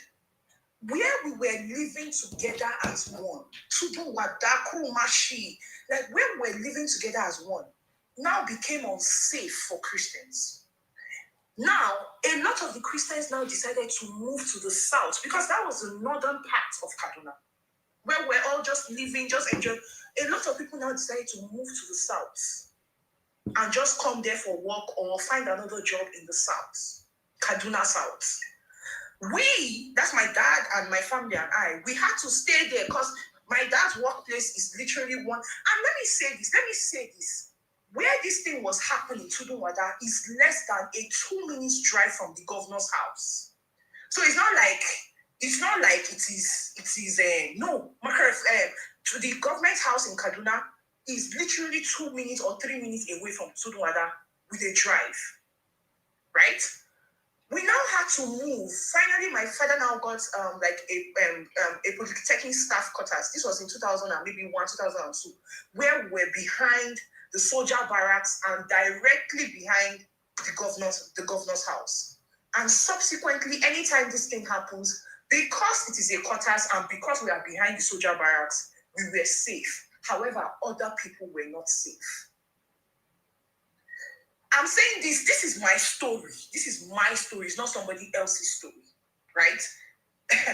Now, what now happened? We were, after like 2-3 times of that happening, burning churches, burning people just dying, and people moving to the southern part of people that did not have the luxury of moving to a better place like we did, and moving to the southern Kaduna. The next thing we started hearing in 2009, and that war was called the Sharia war. That's what happened, was called the Sharia war. The next thing we started hearing was Boko Haram in 2009, 2010. And we were confused. It got to a point, like they said, we used to have, you want to go anywhere, there are more than 10 to 20 checkpoints within a 5 or 10 minutes drive. You go to church, they are using this thing to check if there's a bomb in your car. Even as a Christian that they know you, to check. We did not have peace. This was my life growing up. Then it now got to a point, because at first, when they first started, they started in a central area where you cannot necessarily say, that's in Kaduna, I don't know of other places, where you cannot necessarily say they were targeting people. The next thing we started hearing, you see that southern Kaduna part that all the Christians moved to, they started bombing the southern Kaduna parts. And then we in the north, from Central Market, from, Stadium, nothing will happen to us. We will just hear that something has happened in southern Kaduna. To drive to southern Kaduna from northern Kaduna is probably like a 20-25 minutes drive, thereabouts. You just hear that they've bombed one location, they've bombed one church, they've done that. Meanwhile, we that were in the northern part, because the northern part was predominantly Muslim, only few Christians that you find, they started bombing the southern Kaduna parts. Except people want to lie to you. We that stayed in Kaduna, the people in southern Kaduna are 95 to 96% Christians. That is the truth. They are, if not 100%, they are Christians. In fact, I dare say that when I was growing up, I don't know of now, you see this thing that, Kaduna is 50% or 60% is a lie. Anybody that is originally from Kaduna, that their grandparents are from Kaduna, are majorly Christians. It's with time that Muslims moved into Kaduna, and then they are now claiming, it's just like me, I can claim Kaduna. I've been in Kaduna more than 20-something years of my life, right? I can claim Kaduna. People that moved in 20-something years ago, they are now claiming Kaduna. The original owners of Kaduna were Christians. So this happened until I left and moved to Jos. And the first person I met in Jos, Auntie Simi, one of the first things she told me was that Jos people are extremely peaceful people. that sometime in 1980, 1990. I'm so sorry I'm taking time, but this is a story. Go on, my sister, go on. This is a story that is personal to me. She said sometimes in 1980, 1990, or thereabouts, that, see, I can tell you I've lived with just people. They are extremely peaceful people. Like, their peace, their love, so sweet a people. That sometime in 1980, 1990... I'm a just boy now, so you can testify now. Yeah, so people would just come to their land, they would, what do you need? They would give them land, give them, like, you don't understand, like, you would just come, you don't need to do so much, just be friendly to them, they will give you one piece of land, or, they will just let you live peacefully. Yeah. All of a sudden. The small money you give yourself, we use it and buy drink, we drink it together. Yes, drink together. I said, peaceful people. I left just in 2020, so it's not a far distance. I left just in 2020. So before you know, they've dashed you land. You don't even need to do too much. That's how these people started occupying, taking. They did not know that these people had ulterior motives, or these people would be re-engineered. Maybe in their minds, when they were even coming, they did not even come for, like, in their minds, they just needed a place to just, call their own. And they came with a good whatever. Before you know, they will re-engineer their minds about how their neighbors are their enemies, blah, blah, blah. Before you know, there will be a war, there will be a fight. That same person that gave you a land, that same person that has been eating in the same plate with you, all of a sudden you will buy the person on top, like nothing. And before you know, they will drive you away from your community. And that's what continued happening. This thing has been happening, it has been happening.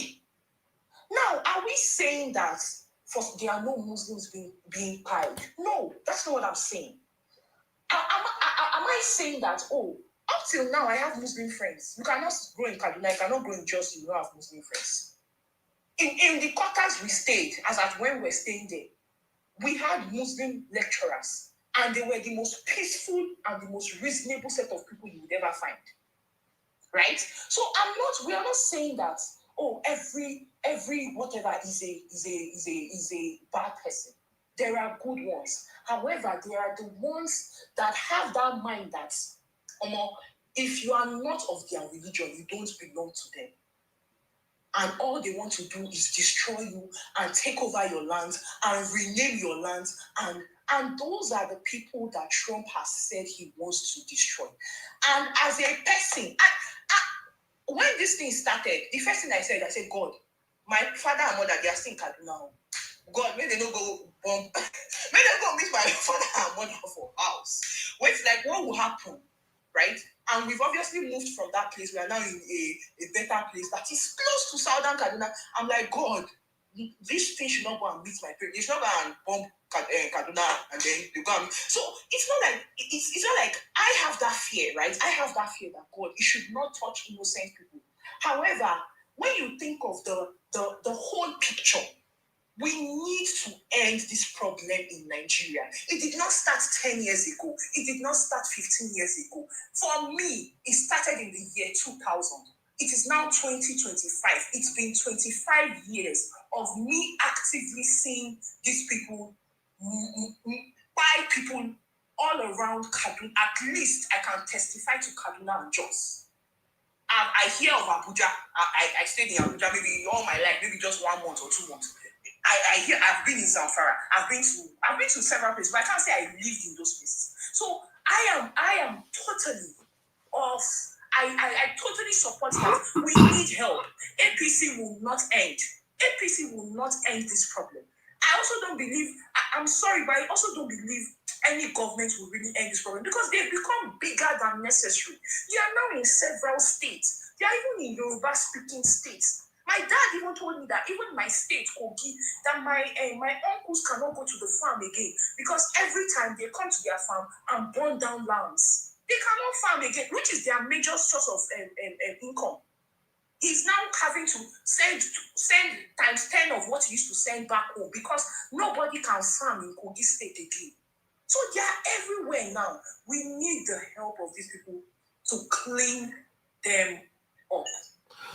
All right. Thank you. Thank you very much, my sister. Thank you very much. Man, your story is, and you know, the one thing you cannot do is to tell someone about their that have actually witnessed these things. All these things you're saying right now, if I've told those that have been following my platform know how I've shared my own story, also my own experience. It's a lived experience, and it's painful most times when I see those that are in South. You know, imagine what happened last week.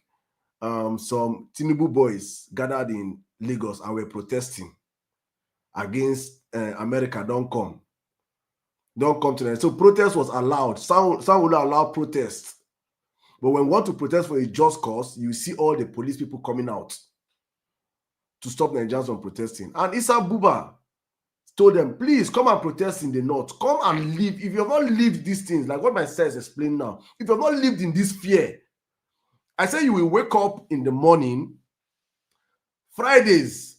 I'm saying this now for us, we in Jos. Fridays, once it is 12, all of us are doing business, close our shops and go, we will go home and gather in groups. And gather Friday, 12 o'clock. Friday, 12 o'clock, we have closed shops and gather in groups. Me, my dad built his house just behind the police barracks. So if anything happened, we were close to Japa inside police barracks, sharp. It ain't near. 12 o'clock, we have closed all our businesses and gather in groups.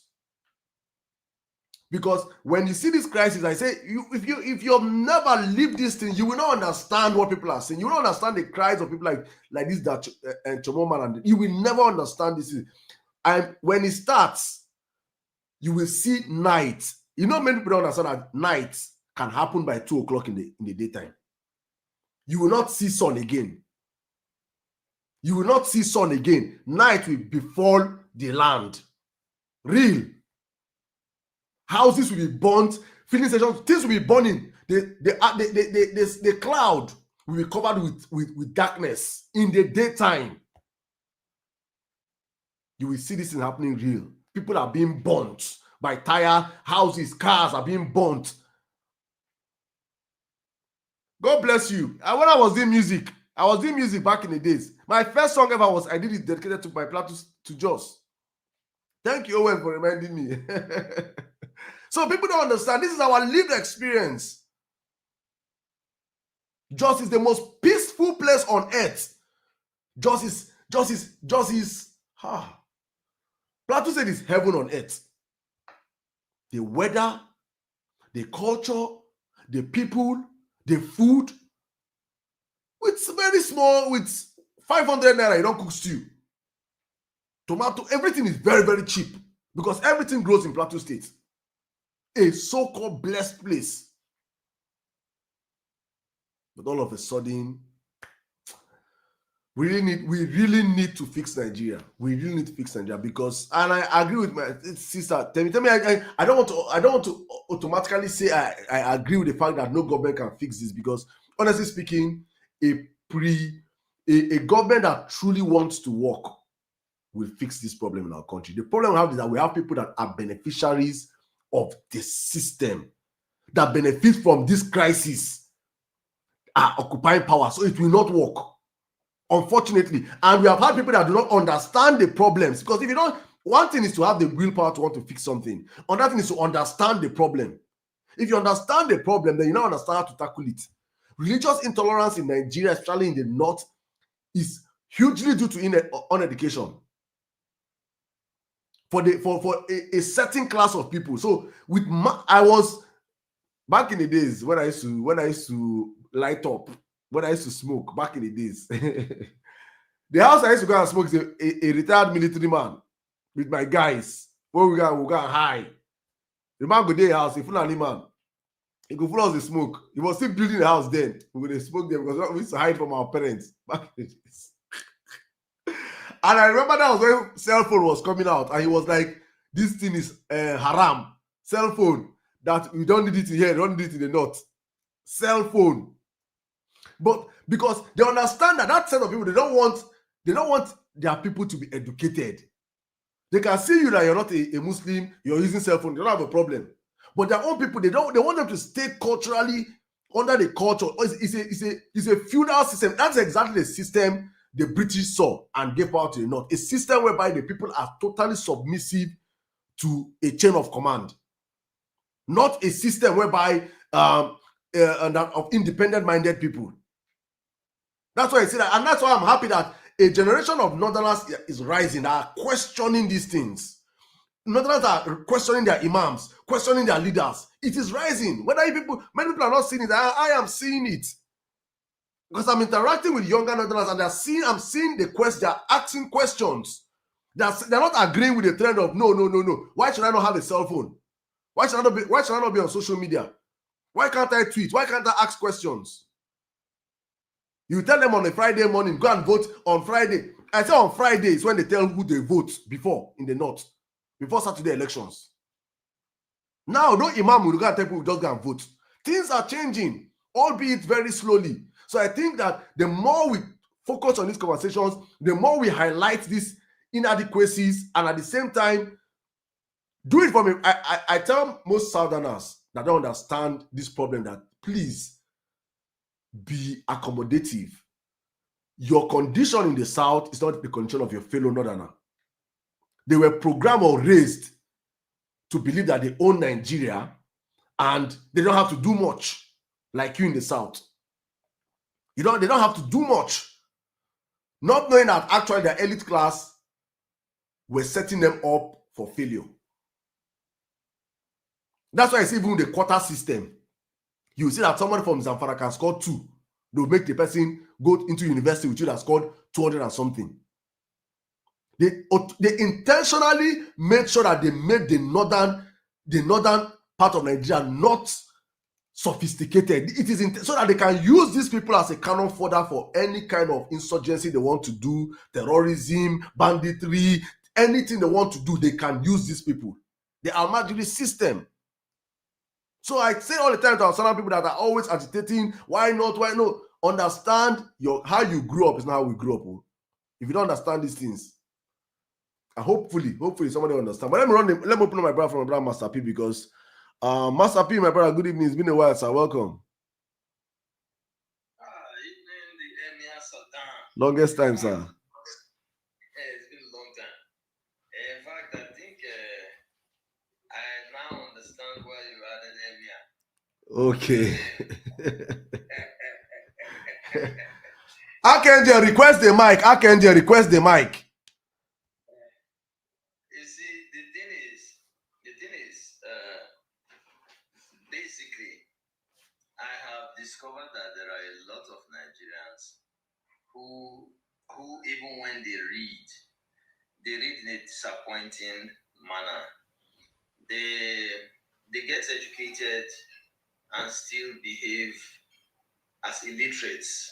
For example, I commented on Shore's post when he talked about Donald Trump's help that he wants to give to Nigeria. Shore was neither here nor there. He spoke like Pastor Femi Lazarus. And I said, this is unfortunate that people you think are supposed to be thinking, they are not thinking by themselves. They are thinking by what somebody else wrote. So what is Tinubu's boy now? What do you expect? You understand? Now, when people talk about our resources, when people talk about, when America enters your country, they don't leave it the same. Now, the first question I ask people, is there any human being in Nigeria who doesn't do anything for his selfish interest? There is no human being I know in Nigeria that doesn't do things for their selfish interest. Mr. President, who stole power, stole the resources of Nigeria, and he's still stealing the resources of Nigeria. Stealing the money, sharing it among 36 people who are themselves thieves. And then the people are suffering so badly, and then they succeed in deceiving people who are even PhD holders. That you should not allow an outsider come and take your resources that you don't even know exist, resources that exist on paper, And then people just talk like they are. This one is saying respect the man that passed through the window. What is this one talking about? I have no respect for people who don't follow law, no matter the office you hold. These are the people that are destroying Nigeria. I've never been a fan of people who destroy the system. It doesn't matter how you try to paint it. Everybody knows Bola Ahmed Tinubu is aware that he stole the whole thing. He bribed to get into office. And he's stealing our resources on a daily basis by the second. Somebody's talking about respect, Mr. President. You see, we're talking about terrorists that are taking the lives of people on a daily basis. Mr. President is protecting them. And somebody saying respect. Respect who? Only in Nigeria is where you find the president of a country protecting terrorists. Only in Nigeria. It doesn't happen in Benin Republic. It doesn't happen in Ghana. It doesn't happen in Togo. It doesn't happen in Burkina Faso. I stayed in Burkina Faso for almost 3 months. Peaceful country. All the while I traveled at night. Just a couple of weeks ago, I traveled the entire night. I won't try that in Nigeria, where we have Mr. President protecting terrorists. Somebody's telling me to respect Mr. President, president of terrorists. You are telling people America wants to come and help people. First of all, lied that there was no Christian genocide, which is. How can you have the president that is coming to lie to you and you are saying respect the office? Mr. President is lying. The politicians are lying. People are being on their lives on a daily basis because it's not your brother. Because it's not your dad. Because you don't live there. You can just sit somewhere and be comfortable and be happy. America should help Nigeria. They should help Nigeria. Trump should move fast. Move fast. These people are these terrorists that are running the government. That they are first of all denying. They are talking about whether it's Christians or Muslims. Human beings are going on a daily basis under your watch. You are budgeting money that you steal and then you call yourself a president. You see people like Reno or Mokri, those who are wearing this, they're supposed to just carry cane, take beats. You are living in the UK. Coming to galvanize people to deny the fact that people are being on their lives on a daily basis. Like, see, in Nigeria, I agree with Nnamdi Kanu. It's a zoo. Because if it was not... No, I disagree with that. Nigeria is not a zoo. A zoo is organized. Nigeria is a jungle. Because this thing makes somebody get angry. You see, when Zeni was talking about the crisis in Kaduna, we were aware. I have a friend. This guy lived in my house for 5 years when he was schooling in Univen. They were in Kaduna. It was that same fight. This riot. I mean, this whatever that brought his family to Benin City. I know a lot of people who were displaced from Jos, Kaduna, Kano. They came back home with nothing. Some of them were rich in Kaduna. They came back to Benin poor. And now they've acclimatized here. In Benin, people can't go to farm. I ran away from my farm. I spent millions in that farm. I ran away because of these same terrorists. They came to the south. They called them Fulani headsmen. These are terrorists. As I speak to you, from weeks ago, they still kidnap people in Edo State. They're everywhere. And this is what they are allowing them to spread. Somebody's coming to tell me America is coming for their interest. Does Tinubu have your interest? In Nigeria, does Tinubu have your interest in mind? Is there, if Nigeria, let's say for example, there is problem in Ghana, Nigeria is sending their soldiers to Ghana. Won't Nigerians criticize Nigeria for going to help Ghana for free? So which country do you think in the world that will want to help you for free? So now only America and people are being attacked. Do you know when Britain was running Nigeria, they built infrastructures that our thieves running the country now don't build? These are foreigners. Nigeria got independence from foreigners in 1960 and became dependent on the thieves that have been ruling the country. These people running Nigeria, they are running Nigeria like they are foreigners. Their children don't even live in the country. Do you understand? So they actually move our resources to foreign land. And then they are telling us that this foreigner that wants to come and help you, we finally take your resources. They should take it. We don't have resources. In Nigeria, it's audio resources. If they want to take it, they should come and help people to stay alive and take what they want to take. Because it doesn't even get to us in the first place. Audio programs, audio reform. Why are they scared of 2027? So which people do they want to vote for them? Which people do they want to vote for them in 2027? You are campaigning for 2027 in 2025. Then you see problems, solve the problem, you can't solve it. They want to convince us that you don't believe in terrorism. They wanted to, according to them, and then they tell us we don't even know whether it is true.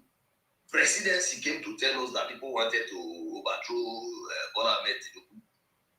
Immediately, you sacked security chiefs. But you didn't sack them since they've been sending people packing out of this world. VDM went to different places where these guys just came to neutralize people. Mr. President didn't know how to remove service chiefs to bring in new people. As soon as he just heard that they wanted to overthrow him. So you see, power is more important to him than the lives of Nigerians. And it becomes unfortunate. And we have people who are supposed to be learned, who just sit behind their keypads and still chair these people who don't even know their fathers. These people don't even care about you. Whether you live or disappear from this world, it's none of their business. It's none of their business. So whether you praise them or you don't praise them, they are just having a good time. They are sharing the loot, the subsidy money that they remove. They are sharing it to 36 people. They don't care. If people go down, people stay alive. It's none of their business. All right. So America should come and help Nigeria. Nigeria, this is the time we need the help the most. Thank you. Thank you very much, Mr. P. Thank you very much. Thank you. Just for the benefit of time. Thank you so much. Thank you. I still say I insist that for me, if Nigerians are clamoring for America to come, I do not have any reason why I will stay on the opposite. I have so many people in my comment sections, even on Instagram, saying America want to come and use us, and I'm asking, how is the people that are currently using us, how are they using us? I wish Nigerians are educated to the point where we understand that our liberation will be best served if we fight for it as a people. That would have been the best format. We fighting for our liberation as a people. But unfortunately, Nigerians are not yet. We have a whole lot of, look at Nigerians and look at the so-called Southeast that are almost that claim to be everything. There'll be gala, malt, and one K, one pa. Some of them they sell both for. Hunger is hitting everywhere. Nobody is immune from the hunger. It is a general market. So Nigerians are not yet we're not yet mentally, how do I put it? We're not yet strong enough to liberate ourselves right now. From this particular thing going on right now, I don't think we can do it because there's no willpower from the government. People that are also clamoring, don't support them, don't support them. I made a video today also. Please check my TikTok, check my YouTube. I posted a video also today and I said this. I said, this thing is very easy. It's very easy. A man says, I will come and impregnate your wife. and you're scared, I will come and no, see, he says, hey, you, impregnate your wife. Impregnate your wife. Give that woman belle. If you don't give her belle, I will come and show you how to give her belle. You're not important too. You're very, you're loaded. The man is telling you, give this woman belle. She don't dey complain since. Give her belle. You dey do this thing. And the man say, if you don't give her belle, I will come and give you belle. You not start crying. Start crying. This man say he want to come and impregnate my wife. Oh, this man want to come and give my wife belle. Oh. You don't care about the woman that she wants to bear children.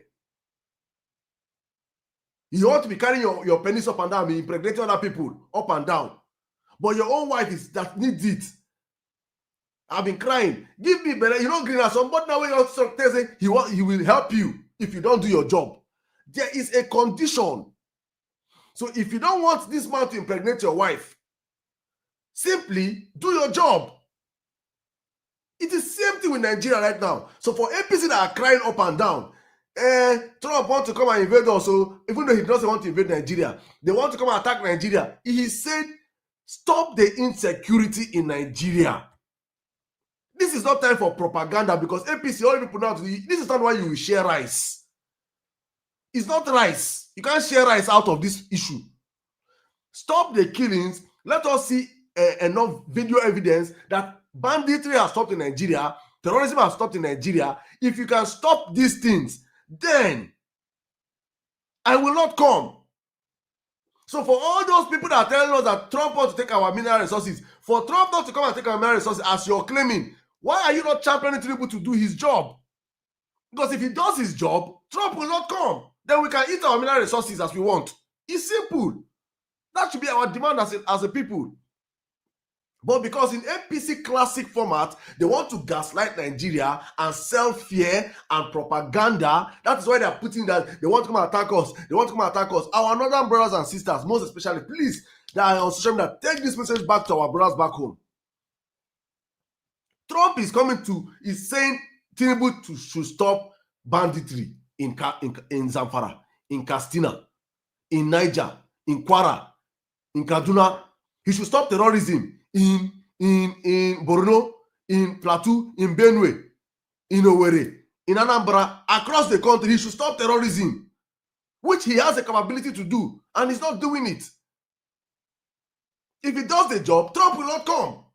But they don't want to do the job, so they're not trying to create fear and panic in the hearts of Nigerians, which is senseless.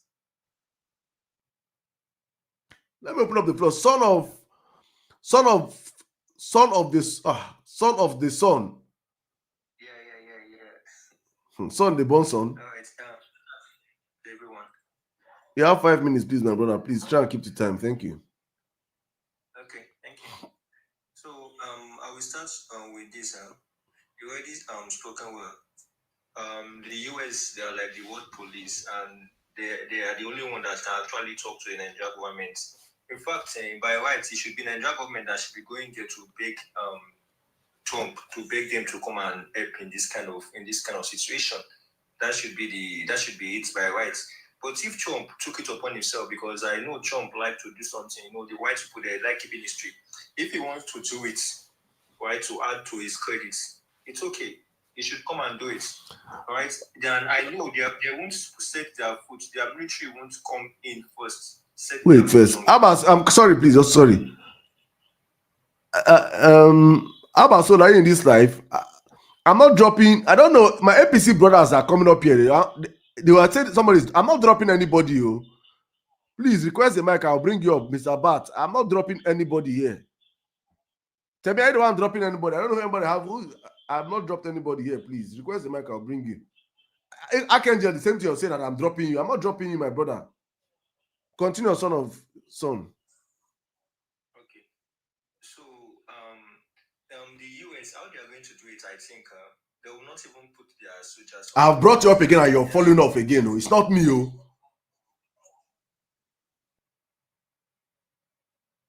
Hercules, continue. Sorry. Okay, so I don't think that he will send his military personnel. No, They will do it how they will do it. There won't be innocent life taking. They have satellites, they can use their drone, they will just spot where these terrorists are and they will take them out. The US will not sacrifice their military personnel to come into Nigeria's soil and go into land. They will not do it to start with, right? It is. Here's what's going to happen. When they start taking out these guys from up, they will use drone. They know. When they start taking them out, then those banditry that are already in every part of the country. This is why I believe that Nigeria government or the people, these northerners are trying, these Islamic people that are trying to Islamize Nigeria, they will then start unaliving people from where they are hiding. Those inside wherever they will start unaliving more Christians if the US start taking them out in their hiding places.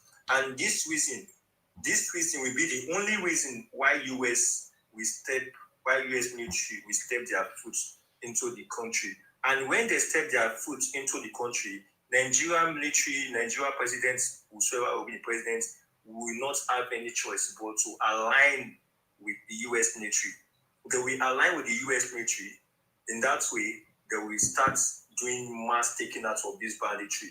And with this being done, people should just, if US starts coming to Nigeria, if US start taking out these bandits, everybody should secure themselves, leave the areas where these people are mostly, go to the cities where people investment, these elite investments are, go there and keep yourself safe. I want people to know, keep yourself safe, because if US if you get it on news that US are spotting where people are hiding and taking them out, their next revenge will be against the people who are not Muslims, because that is what's going to happen. They will start targeting Christians very, very, very, very massively, because they will never be able to fight against the US military. They won't have that might. So when that comes, this is why they're kind of scared. And I'm also thinking that even the President Tinubu wants to divide Nigeria with his kind of government now. He's trying to divide Nigeria. What is happening now? He's already secured himself very, very well. If you guys noticed, he's secured himself very well. He's not in a good position. His life is secured. Tinubu is working with France. France is part of the West. For those who are hating on USA, but they are not against Tinubu being part of working with France, doing things with France. They are not against that. So if US should enter the country, there will be a division of Nigeria. That is the end plan of it. So people, if you get any information that the US have struck down the hiding camps of these terrorist people, leave the villages, leave the local place that you are, go to a place that that is open, that you can secure yourself in mass form. This is all I have to say here, because these guys have a plan, they have agenda to Islamize the country, like it or not. The Nigerian military logo already take it. They are already taking it using Usman Dan Folio motto right from the beginning. They feel that the country is their own. They are not democratic people. They are communist people. They don't believe in election. They believe in it is my right to rule, and they are trying to take it by force. Religion, ideology. They believe that you cannot control the people without. Oh, wow, lost you, son. But your time is already up, so let's keep it going. Thank you very much. Thank you. Hercules, please, Bart, request the mic again. I don't know. Yeah, can you hear me? Yeah, please, you have the live in 5 minutes, please. Yeah, so apparently it's I want to talk about few issues. First of all, I think most people have already said what I want to talk about. Most of these party faithfuls from the current dispensation, the APC, they are trying all their best to rope this thing under tribal bigotry.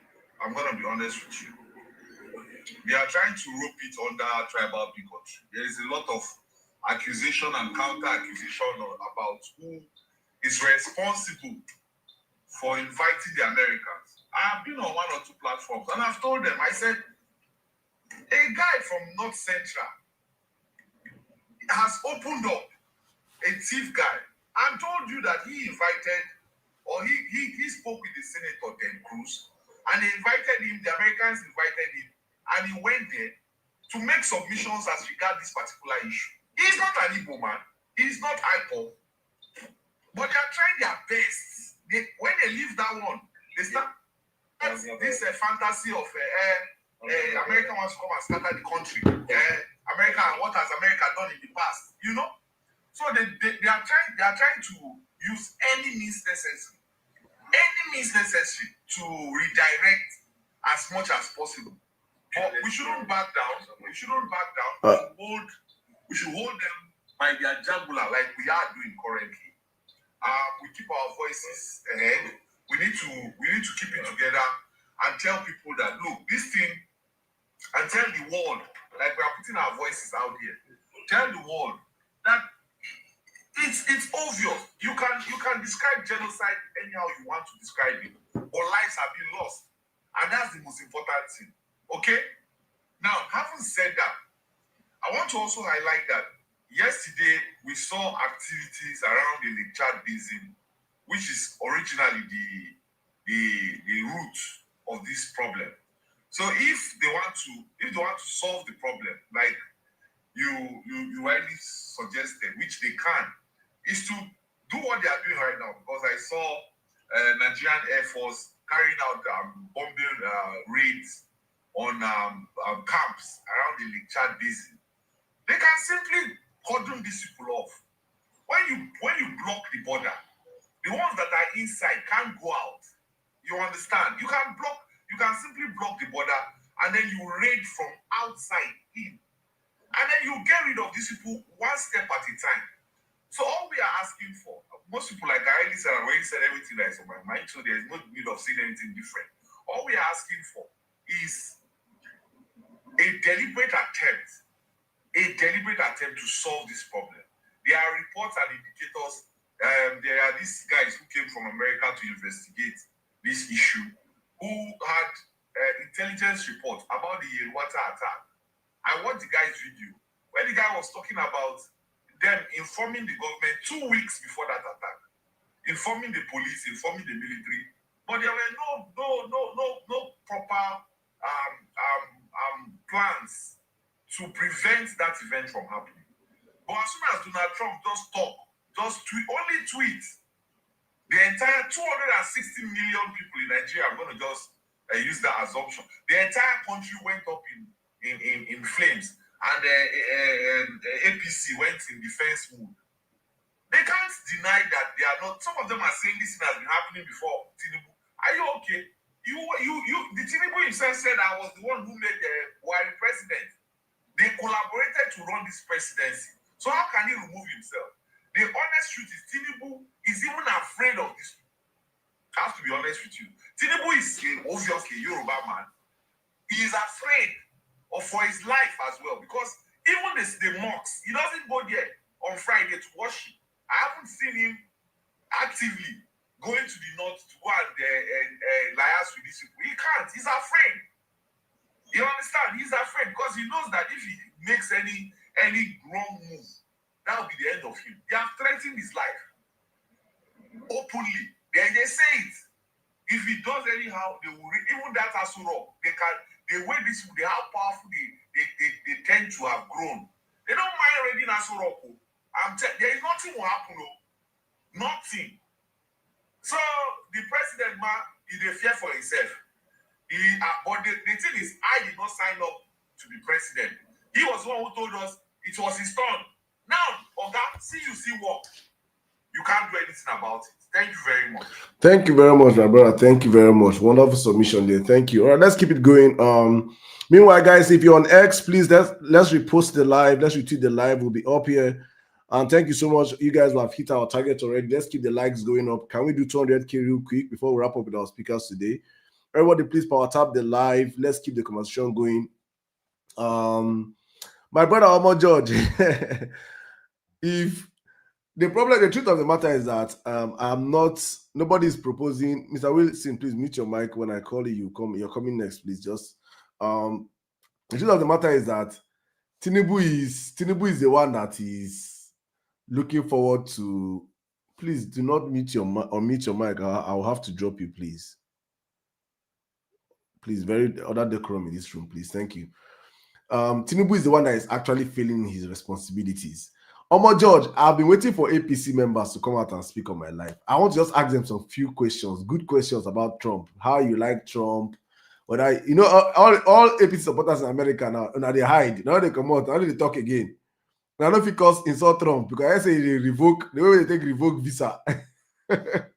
I say they revoke visa per second. Una no fit use una chest call Trump. Insult am as na dey insult before. Before you go just close your eye, open your eye, you go see yourself for Murtala Mohammed Airport. First flight. You go see yourself.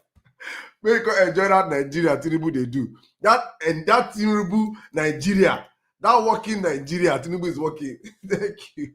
Una go enjoy am. All APC, Dauda of all people came here. I said Dauda way before they called Trump. Trump is this. I said Dauda. He said Trump is a very wise man. He's a very good man. That Mr. Trump should please. I was saying please. APC will be bigotry. They say unity, one Nigeria.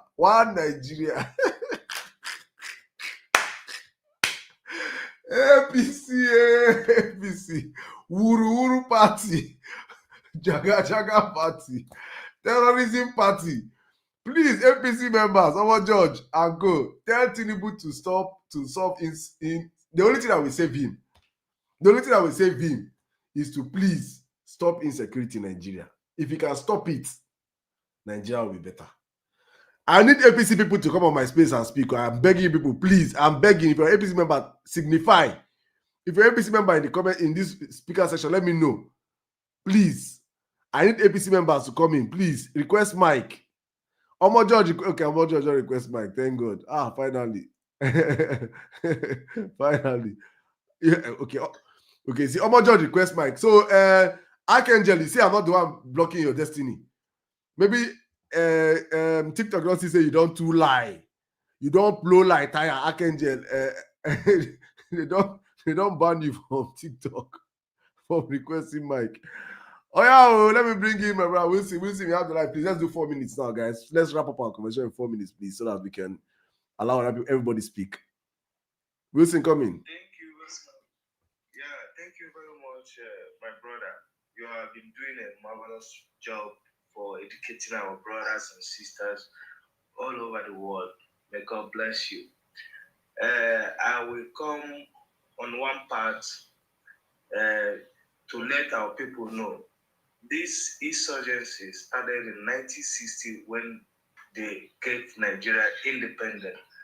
Our brothers in the north, till date, has been unaliving our people for a very long time, with no provocation or no reason, in any little thing.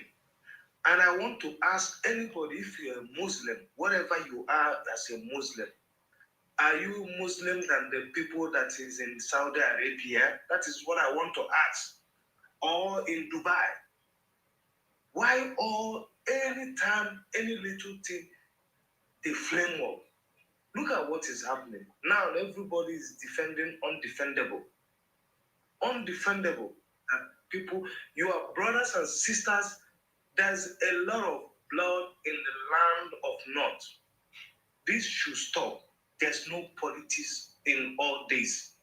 Saying Trump want to come and Trump is not coming.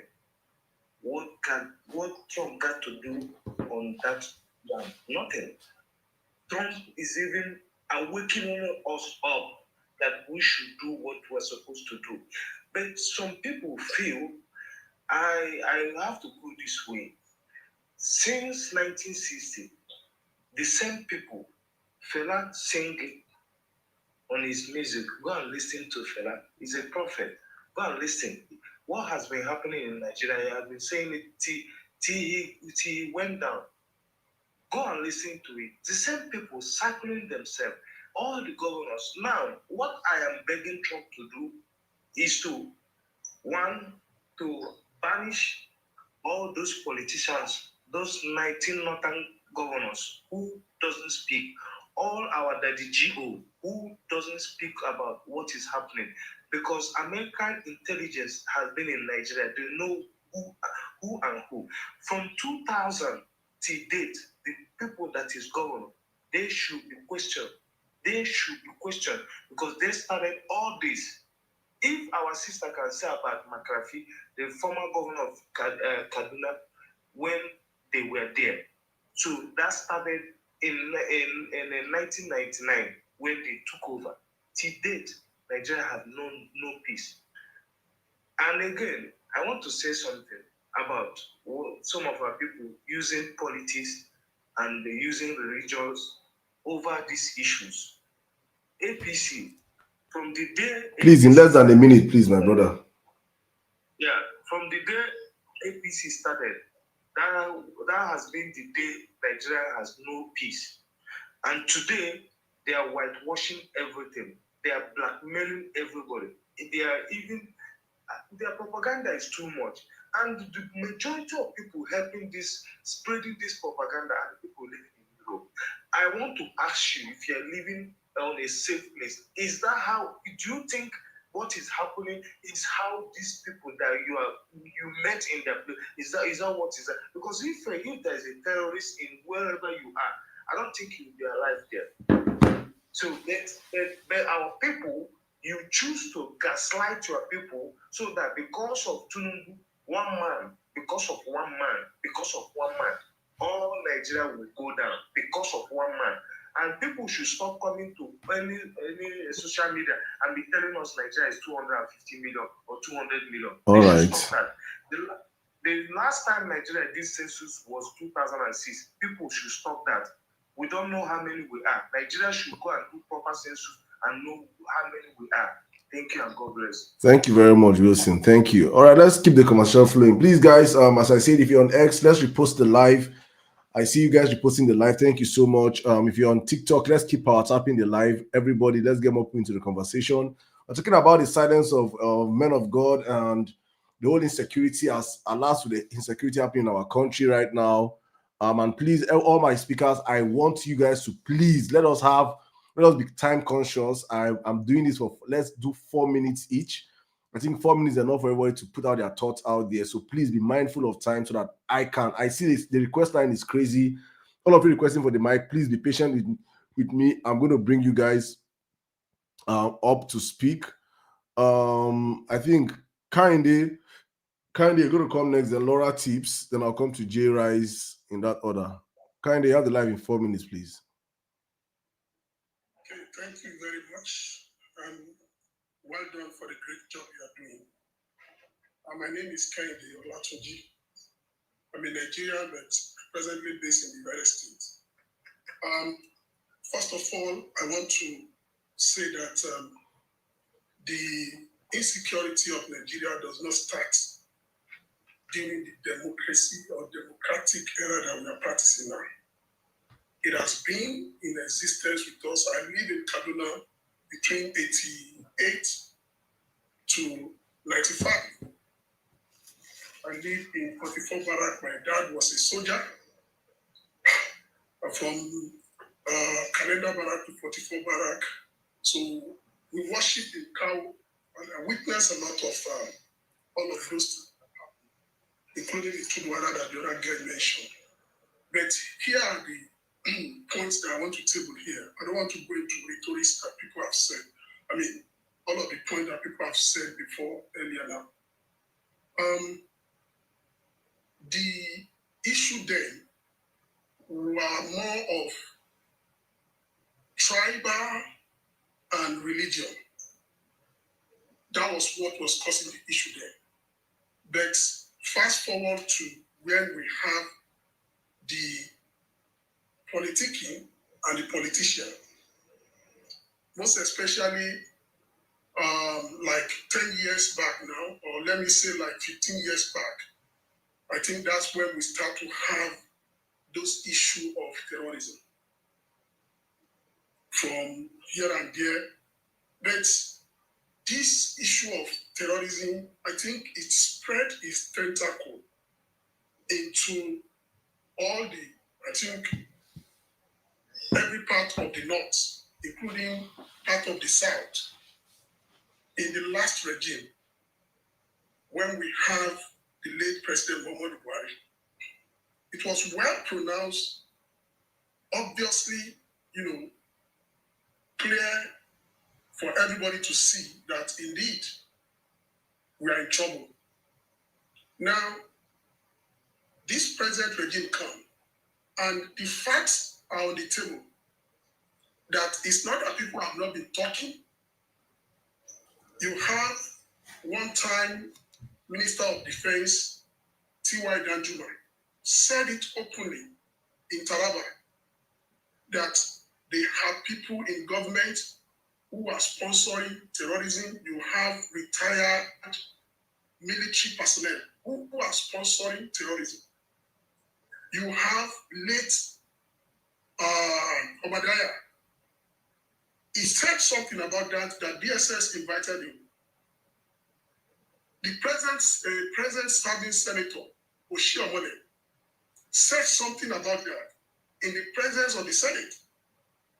That you have retired, he even said that he even went to the late president, Muhammadu Buhari, and gave him all of those directives that he should investigate, he should call them to action.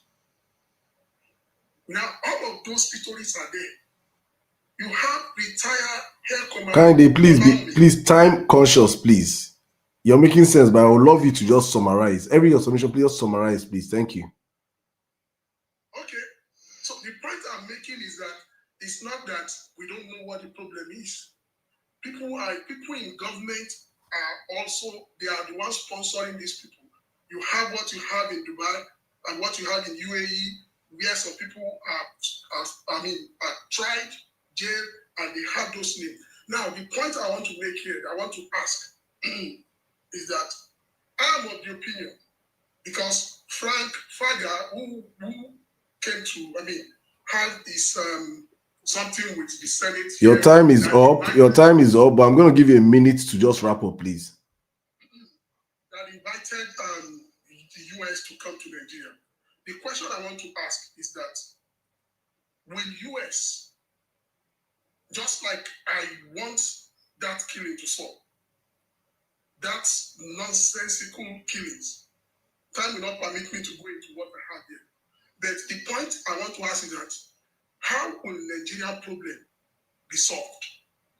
Will US, as much as I want them to come kill the terrorists, if they can kill all of them, fine, or flush them out, whatever, but will they solve our problem? If not, how exactly are we going to get out of this mess? That even after they have been degraded, it will not rise again. That's the question I want to do because of my time. Thank you for this opportunity once again. Thank you. Thank you very much. Thank you very much, sir. Thank you. Wonderful submission, sir. And I think I will let me give a pointer. The truth is that nobody can talk about the future with certainty because the future is not certain. But one thing I can say to answer your question is, if we can stop the terrorism, which is eliminating the terrorists, and most especially their sponsors, that's what we fail to understand. These people that are in the bush with all these ammunitions are not just in the bush. They have sponsors chilling in mansions, in Abuja, in Dubai, in Europe. They have sponsors. So if we can, which is not what Nigerians can do, this is what not normal common. I mean me and you. This is not what we can do. It's what the government is meant to do, but the government has failed in doing this, and that's probably why the Americans are saying they want to come in. And if Americans want to come in, they have their intel and everything. If genuinely they want to do this, or if they genuinely are going to help us in achieving this, it will not come cheap or it will not come free. Definitely, there's going to be deals. There's going to be trade. They want to take some of our resources, which is a must. They must take our resources. It's a must. But right now, our resources are going to China through illegal mining, and this illegal mining is happening through the connivance of some key actors in Nigeria that we don't know their names. In some of our forests, they say there are runways. In some of our forests, flights are taking off through our forests with mineral resources every single day in the country. And these people are the ones that have this, that arm these bandits, pay these bandits. You see some videos with choppers in our forests, bringing foodstuffs and anything for the bandits and the terrorists. Sorry. So if these people can end those people and end their sponsors, then probably before this ugly head will rise again, it will take time. And even if eventually does, we should have proffered solutions before them. But for as it stands right now, we need an immediate stop to this terrorism. It has to stop, because it is on the back of terrorism whereby we have failed in other indices. We cannot develop. We don't have any. Every country operates in two economies, in the daytime and the night economy. We don't have a night economy in Nigeria anymore. Our night economy is dead since APC came into power. It has been dying slowly. People don't travel by night anymore in Nigeria. People don't travel by road anymore in Nigeria. People don't open businesses. Before in the night supposed to be say night. People when they sleep for afternoon. Me when I was in Nigeria, I sleep during the day and work at night. I'm a night crawler. The night economy is a multi-billion-dollar economy. It is dead under APC. So we have to revive these things. Many people Nigerians are living in IDP camps. 10 years now, 15 years are living in IDP. People that were doing well, they had a job like me and you. One day, all of a sudden, their houses got burnt, their husbands were massacred, the women and their children started living in IDP camps. As we speak today, for 15 years, you've raised children in IDP camps. This insanity has to stop. And the government of today do not care about these things we're saying. They have no format to tackle it, unfortunately. But let's keep a commercial going. J-Rise, you have the live in 4 minutes, please. J-Rise. Hi, good day, everyone. Yeah, hello. Can you hear me? Yeah, your audio will go on, sir. 4 minutes, please. The whole stuff about Please, can you be audible, sir? Please. the whole stuff about the topic you're treating is quite unfortunate. The situation whereby things are happening, people are being more tribalistic than being real.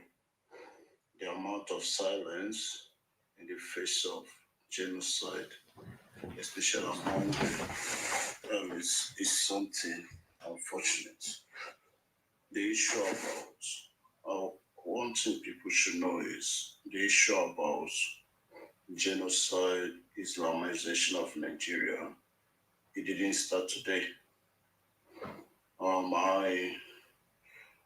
My parents once lived in Adamawa State. This is a Christian state. Many people don't know. They were living in Adamawa State. It was the 90s, in 1983, 1985 Metasina. If you know Metasina crisis, they call it crisis. All of those things are basically buying of Christians. There has been subsequent ones. You talk about the 1985. Now, Timmy talked about the 2000 and the rest. These are the ones on the media. There are thousands and thousands of them now on the media, because the Nigerian media space today, or especially the traditional media, they have been silenced. They have been silenced. All right. So finally, all of a sudden, a superpower decides to step in, and you keep wondering, where is the opposition coming from? The genocide against Christians happening all this while. People were not talking. It was being silenced. And then the superpower tweeted, I saw the video you played, and you're wondering, you're asking yourself, are these guys, are they not Christians? Or because they think, oh, it's far away. These are families that are being like dispossessed of their land. Just imagine a situation. I'm talking to the APC apologists. Just imagine a situation whereby your ancestral land is being taken away from you. And then all you care is the tribe. The funny thing is, it keeps moving. It keeps moving. If you check the 1904, 1906 Danfodio stuff, you look at the map, it is flowing. It's flowing. Now, today, Kaduna State all of a sudden is now dominated in quotes by Muslims, right? The governors and stuff, Kaduna, Nasarawa State today is now dominated by Muslims. Just check few years ago, that wasn't the case. It keeps moving.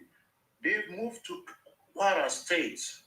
My dear, if care is not taken, those apologists, tribal bygones, it will get to their doorstep. And believe me, at that point, when they are crying, nobody will listen to them.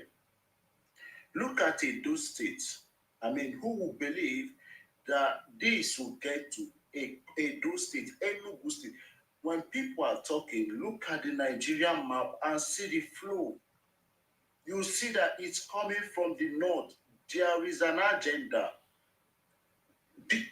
Let people say it as it is. Let people say it as it is. There is an agenda. It keeps flowing. And the funny thing at this point is, it looks like the government, there is a government backing. You see, this guy, the so-called Nigerian current president, he might not even know, he can't even take control of it because what's on ground is more than him. He won't say it, but what is on ground is more than him. Jonathan was able to take them head or head son because, I mean, he never cared of losing. But this guy, all he's thinking about is power. US, foreign powers are somehow, he's like a disgrace to foreign powers. That is the truth. If you check Trump's tweet, he said the disgraced country. How is a country defined? You are defined by your leaders. You are defined by your leaders. Tell me any other country that a world power called disgrace. I see.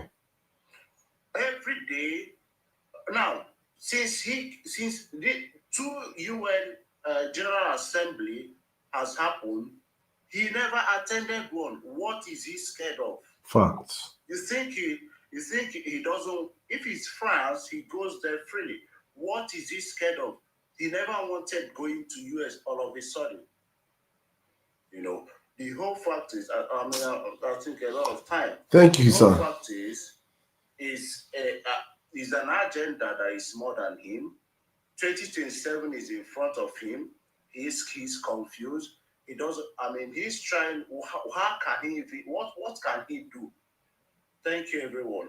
Thank you very much, sir. Thank you very much. Wonderful submission. Honestly, this what you just said right now did not even click or clock in my brain for so long. Is that this is the second UN General Assembly that have happened, and I think General Assembly always happen in New York. For the second year consecutive, Tinubu has failed to attend. It just clocked my brain now. Waiting the man they run from. And exactly, you said it. A country is defined by their leaders. If you're talking America now, it's Trump. If you're talking Britain now, it's Kestama, what they call him. If you're talking Nigeria now, unfortunately, it's Tinubu. So for them to declare a disgraced country, it shows, no, Nigeria cannot repeat this in 2027. If Nigeria reach 2027, if Trump will not come and scatter everywhere. as APC people are saying. Okay, Laura Tibbs, let me bring you in right now. Laura Tibbs, you have the live, please. 4 minutes, please.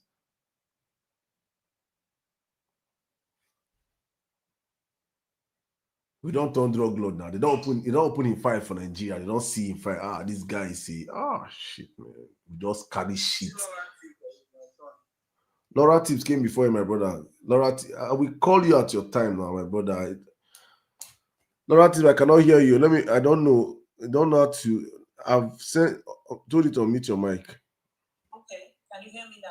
Yeah, perfectly. Go on, please. Thank you. Hi, Sirdam. Nice to hear your voice again after I ran away from Twitter because I was tired of the madness. I just want to say a few things. I've been calling into different stations. There's a particular radio station. It's like the government has told them, don't pick that crazy girl's call again. So they stop picking up my calls because I call and I abuse Tinubu and I make all the points that need to be made. Let me make a few quick points that I have written down. The 3 key points people have been saying why Trump should not come are all baseless. Number 1, they leave nations worse than they met it. It's a lie. They are the United Arab Emirates, Saudi Arabia, Kuwait, Qatar, Egypt, Oman, Bahrain, Jordan, Turkey, 19 Arab nations. Why have they not led them worse? Libya, that people use as an example. In those few nations you use as an example, the leaders of those nations collude, and that is why they create warlords and make those places ungovernable. That's 1. 2, they're coming to steal our resources. That's a mute point because China is already stealing. 3, sovereignty, rubbish, because a sovereign state does not have foreign actors running ransack, carrying Kalashnikovs and AK-47. So we've already compromised our sovereignty, and that's a moot point. Trump has to come. The polls show that over 60% of Nigerians want America to come in. Our government has demonstrated their incapacity, unwillingness, collusion, and complicity. They have no intentions of tackling terrorism. Rather, the Tinubu is focused entirely and purely on 2027, giving governors 250 billion, trying to collapse the entire opposition, destroy our political party system, reduce the TUC and all the trade unions, every arm and group of governance that should hold a country's democracy. Tinubu has crippled everything, even to the student union. Isn't it a shame that a sitting government is in power, yet 60% of the young people, 40, 45 and below, are willing?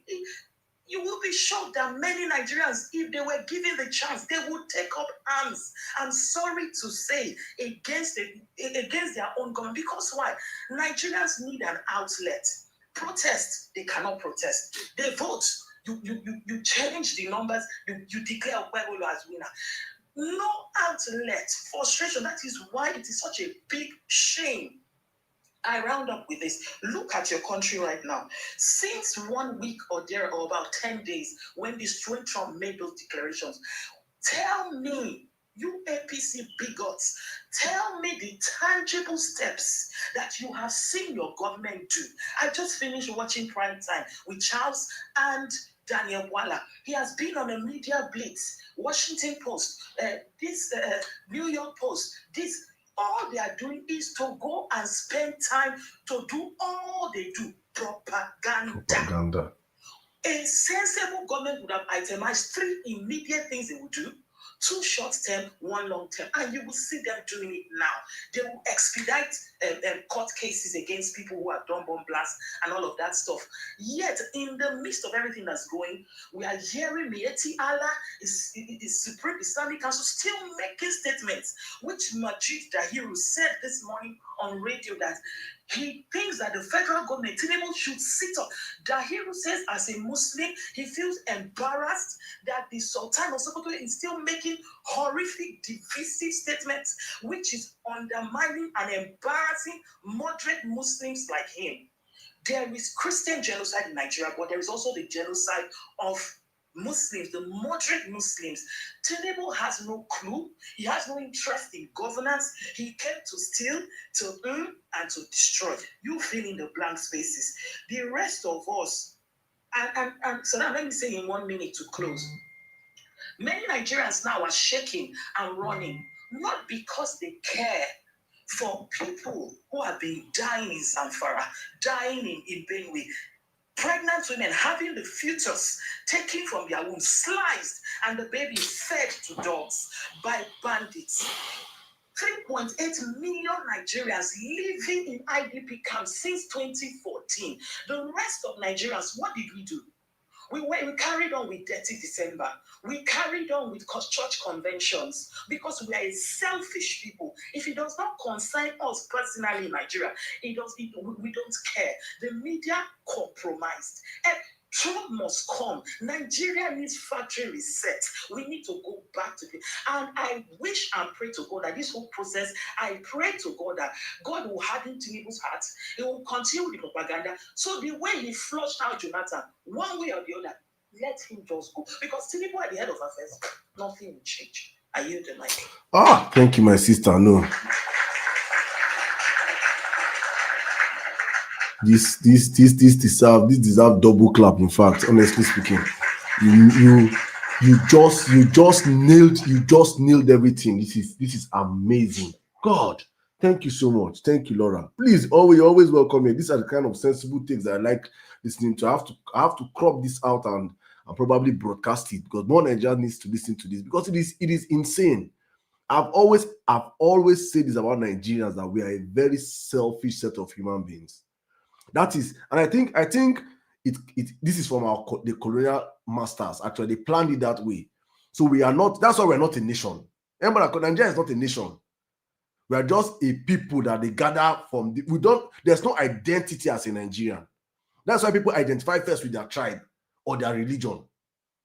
There is no Nigerian identity. So that's why what is happening to someone in Borno, because I am in the southeast or I'm in the southwest, it doesn't affect me. I don't care. So Nigerians are living in IDP camps in their millions. We are not at war, but we have millions of Nigerians living in IDP camps. Millions. And for other Nigerians, they're planning for Dirty December, as she rightfully said. We are planning to ball. That will wake up one morning and hear that 550 something people were unalive in a night. Do you understand that in this life we are not even up to 500 on this thing, on X and from YouTube and X? If you join all the numbers we have here, we're in our thousands. In space of 2 days, the numbers that we have here, people they just take them. Pew. In Nigeria, and you will wake up and we move, and you see people come and defend that government and say, is it today started happening? Maybe today it begin. It don't happen before now. No sense of accountability. We allow these criminals destroy this country. Landry, don't worry, I'll allow you very soon come up and speak. Your time is coming. After 2 people, you will speak. When you come, you ask me, I'll answer you. What Jonathan did. Why did Jonathan leave? That was why Jonathan left. That was why you people pursued Jonathan out of power. And you people have come and have worsened it. Under Jonathan, we only had insecurity in the northeast. In Borno, Yobe. Then we now have skirmishes of bomb blasts in Abuja. They will come and throw and bomb blast is suicide bombers is an unconventional warfare. You cannot actually curb it if you do not curb the whole insecurity from the root cause. Because somebody can they can put it in a small child body, the child enter somewhere and it will explode. Boom. But we're talking about right now, we have people, terrorists with AK-47 will enter Abuja, go to an estate that is less than 10 kilometers from the military barrack, and Colombia people. For 45 minutes, they will be shooting. Nothing will happen in Abuja today. All our forestry is in Kwara now. It's in Kwara. It's in Kogi now. It is coming down south. We are seeing this happen. Katsina now is in Katsina is in before APC came to power. Katsina was a very safe state. Before APC came to power, Katsina was one of the safest states in Nigeria. Today, Katsina. It's well. Just essay. You have the live in 4 minutes, please. Welcome.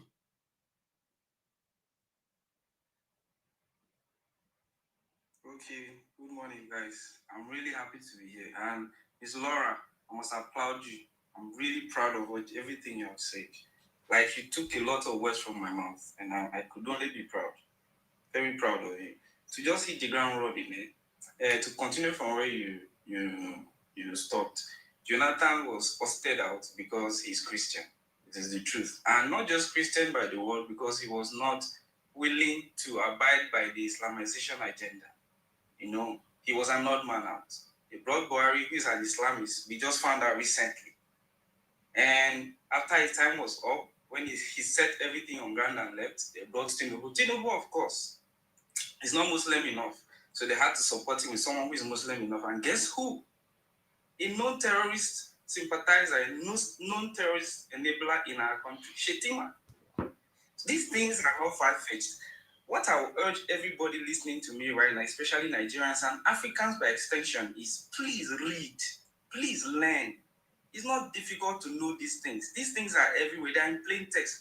Please learn. I'll start quickly by telling us what I know. I'll not use the word educators, because I know a lot of us will know what I'm about to say. But just to remind us, and for those of us who are not learning enough about this terrorism, this thing didn't start from Nigeria. I'm sorry I'm talking passionately, I'm in a rush. It's my country. It hurts me a lot when I talk about Nigeria. Because at the moment, there's really nothing really funny. Terrorism in Nigeria is religious. I don't know how somebody comes online and is comfortable to say there's no Christian genocide. I am not a Christian. So when I speak about Christianity, it's not because maybe I'm Christian. I might have a bias for Christian because I was once a Christian, but I'm not even religious. But what is happening in Nigeria is there's Christian genocide going on in Nigeria. Of course, there are many other people being killed, many other groups of people being killed, but it's targeted at Christians. We all see it. Whoever denies it right now is culpable or complicit in this crime. It is not difficult to understand. And where is it coming from? It's coming from the Middle East. It's not today. I don't want to name religion, but if I do, if it comes close to your religion, don't see it as an attack. Read and you will understand as well. How was Afghanistan Islamized? How were the Kurdish Islamized? How was Qatar Islamized? How was Syria and Iran Islamized? Okay, and if you say that what is it? Sharia, instituting Sharia is okay, which this person has succeeded in Zamfara. If you say it's okay, what happens after Sharia law is instituted?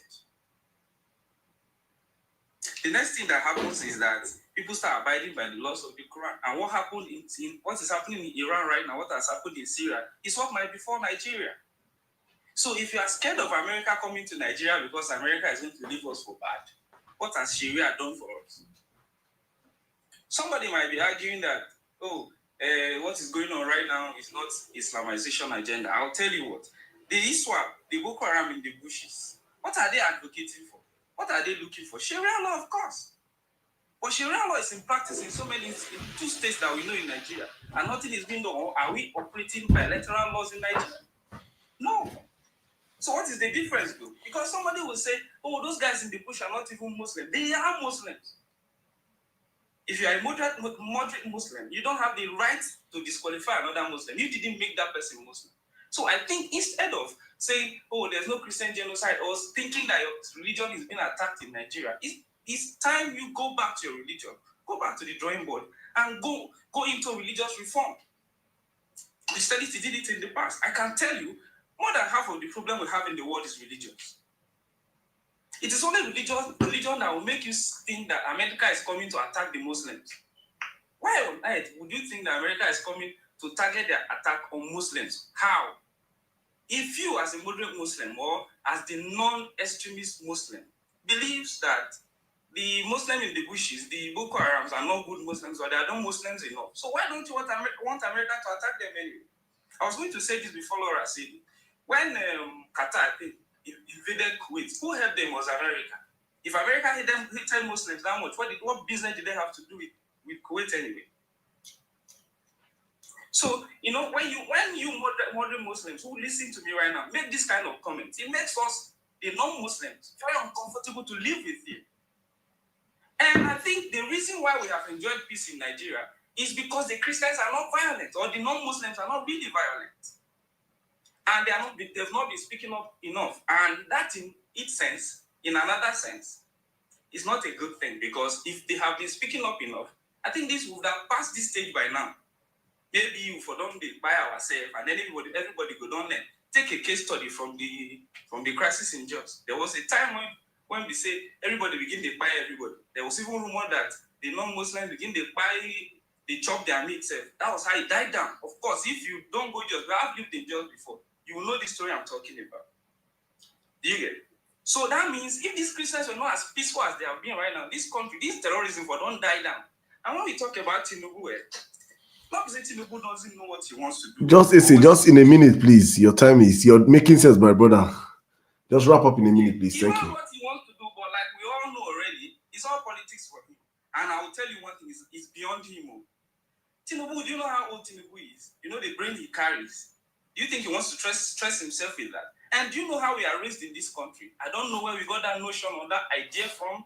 We are raised in a way that if there is somebody's house is burning and your AC is on, you can be in your house and just be shouting for him. As far as you are fine, there's no problem. If the country is breaking apart economically, as far as you're able to afford a Benz today, your pastor will say, the country can be on fire, but the Lord will not wait, and then you shout amen. What kind of God will do such a thing? So if that same pastor is telling you that there's no Christian genocide and he's still your pastor, then woe unto you. Because if you cannot study to know, your pastor has to tell you what is from the Lord and still tell you what is in the books and still tell you what is happening in your country in the north. Wow. Do you understand? So I think we need to learn, Nigerians and Africans by extension. Please learn. Read is not so difficult. Thank you. Thank you very much. Thank you very much, my brother. Thank you. Thank you. I'm going to do something right now, guys, because when I started this show, I played a video, and because when I played the video, we did not have much people in the room. I'm going to play that video again. Probably at the wrap of the show. I'm just going to allow the speaker speak right now, and I'll play that video again. It's very, very important we all listen to that video. My sister, tell me, I think you tagged me on the video. Let me check my tag. So let me just bring in Omo George, welcome. You have the show right now. You'll be APC now, so I'll give you 5 minutes. Let me even give you 5 minutes so that you go enjoy.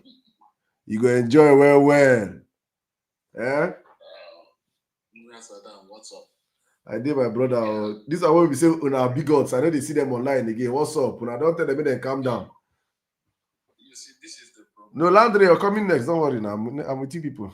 You know, when you call people bigot because they hold a contract. No, not you now. You're not a bigot now. I mean APC bigots. I'm not talking about you. You're not. I'm not saying you. I say una bigots. Have you don't know that the sponsor of bigotry is APC? When I hear people say bigot, I don't see narcissist. Only a narcissist. His own opinion is the only valid one, and people with other opinion are bigots. So anyway, first of all, you were asking if I support Trump. I've been a Trump fan since 2015, and I lost so many friends for that. Because it's a bit like, the hell can you be a Trump supporter? And funny enough, I'm a Tinubu supporter, so it looks a bit odd. The issue at hand is a complex case. So okay, so let me. I'm going to pause the time and ask you now. You're a Trump supporter, and you're a Tinubu supporter. Do you agree that Nigeria is a disgraced country?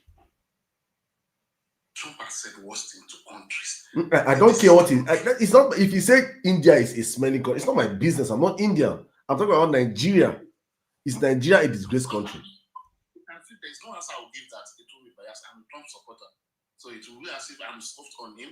If I said yes, it will be as if I'm. So there's no point going on that road. Let's go out. Oh, don't dodge. Brought me here for a reason. Cook, my brother, God. Yeah, those of us that are a bit skeptical of America, there are two things that are involved in this issue. There is this international global politics, global power play. I don't want my country to be the theater of war from the east to the west. Every one of them is brandishing their nuclear weapon, nuclear this. And the situation a few months or probably last year is a kind of concern for me where the Northern Alliance lies. When there was this coup and ECOWAS was saying we should move, and the Northern said they are our brother, Niger are our brother. It brings a kind of situation where a leader would first reassess his army. So I understand the dilemma of Tinubu. Now, when we look at this issue, America coming, their history, their antecedents doesn't give much confidence. However, we cannot deny this genocide of minority ethnic groups in Nigeria. The coloration of religion to it, that is where I have issues with it from the point like this will easily blow up the country. It's going to set the North against the South. Are we ready for the outcome of this? Just because Trump wants his own mercenary job to be done, make some benefit, and probably leave the country a mess. That is why I don't want it. I want the country to treat this issue as a genocide, as a banditry. The country needs help from a superpower. And concerning the issue of Tinubu not going to America, for over 60 years we've been with them. What have we really benefited? Huh. We don't. Yeah. Let's say it. Let's say these things. Let's talk naturality, national talk, not politics. Now, what have we benefited? We don't have electricity. They are not growing us in terms of technological transfer. When they were done with home appliances, they took their industries to China. They didn't bring it to us to help us to grow our own business. So let them go and say that Gary. So Tinubu is going to France for the past 2 years. What have you done for us? Don't really explain. Tinubu picking a smaller superpower. He doesn't want to really. I think he's trying to avoid this America, China, Russia issue. So what have France done for Nigeria now since Tinubu came? Name one company France have brought to Nigeria since Tinubu started going to France. Using them as shit. What can France do? France is the most horrible of all of them. Let them go and sit down. So that means Tinubu is also going to another horrible master. He's just trying to use a kind of shit. I think he's just trying to balance global politics and also he has domestic issues. This issue, the Northern elite can solve this. I will put this straight on their feet. They have the responsibility to solve this. They have the capacity to solve this. If we want to remain as a country, the Northern elite should put a stop to those wayward child or probably let them out to the military. Otherwise, it bleeds my heart to say my beloved Nigeria, my breakup. It's quite sad. Wow. Omar George. Okay. Thank you, my brother. Let's leave it there. But honestly speaking, I don't understand how you took the job of the commander-in-chief and you're giving it to northern leaders. You're absolving Tinubu of what he's meant to do, and you're not blaming northern leaders. It's democracy. It is democracy. It's democracy. How is it northern leaders? How is it northern leaders' job to send the military to go and flush out those bandits, whether they like it or not? Madam, it is called democracy. Or cowardice of Tinubu. Tinubu is trying to protect his interests towards the next election, so he does not want to do what will make the North revolt against him. Now, just say the truth.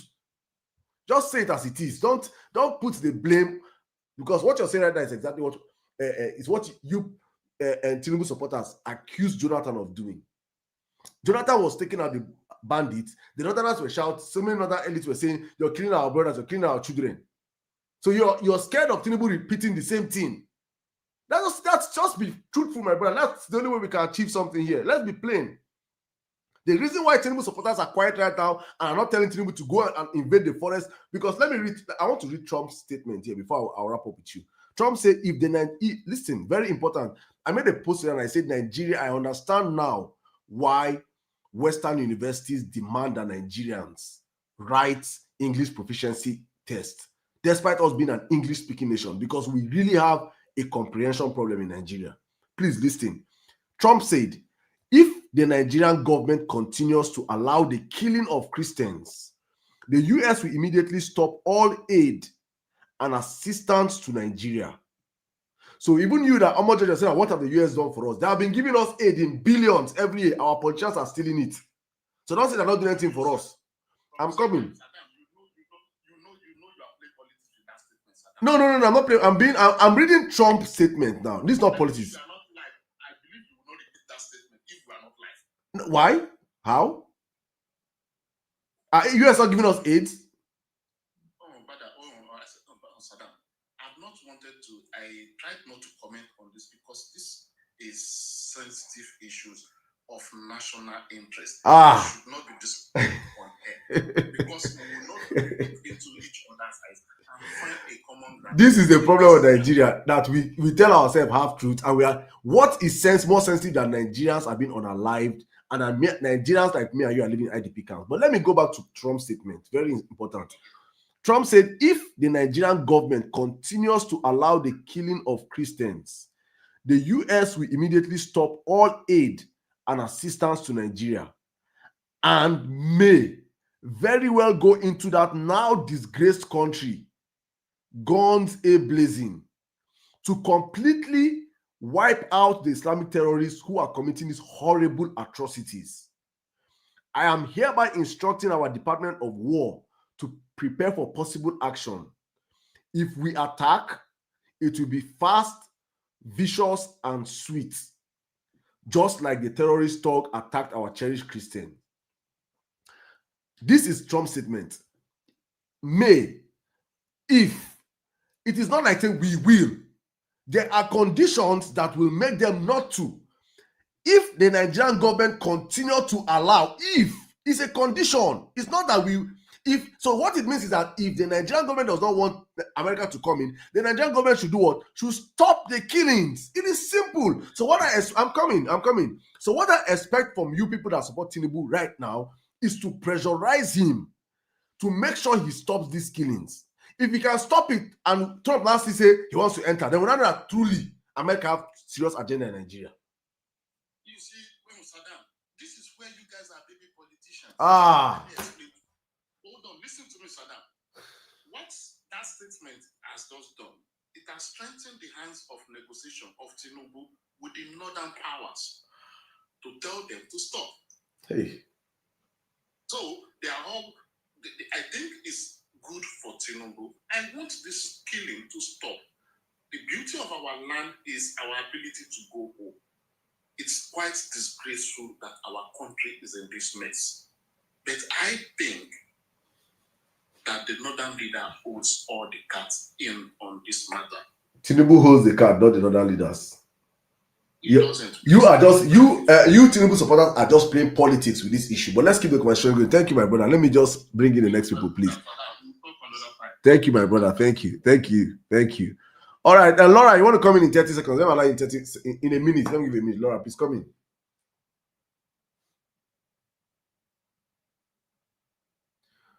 Laura.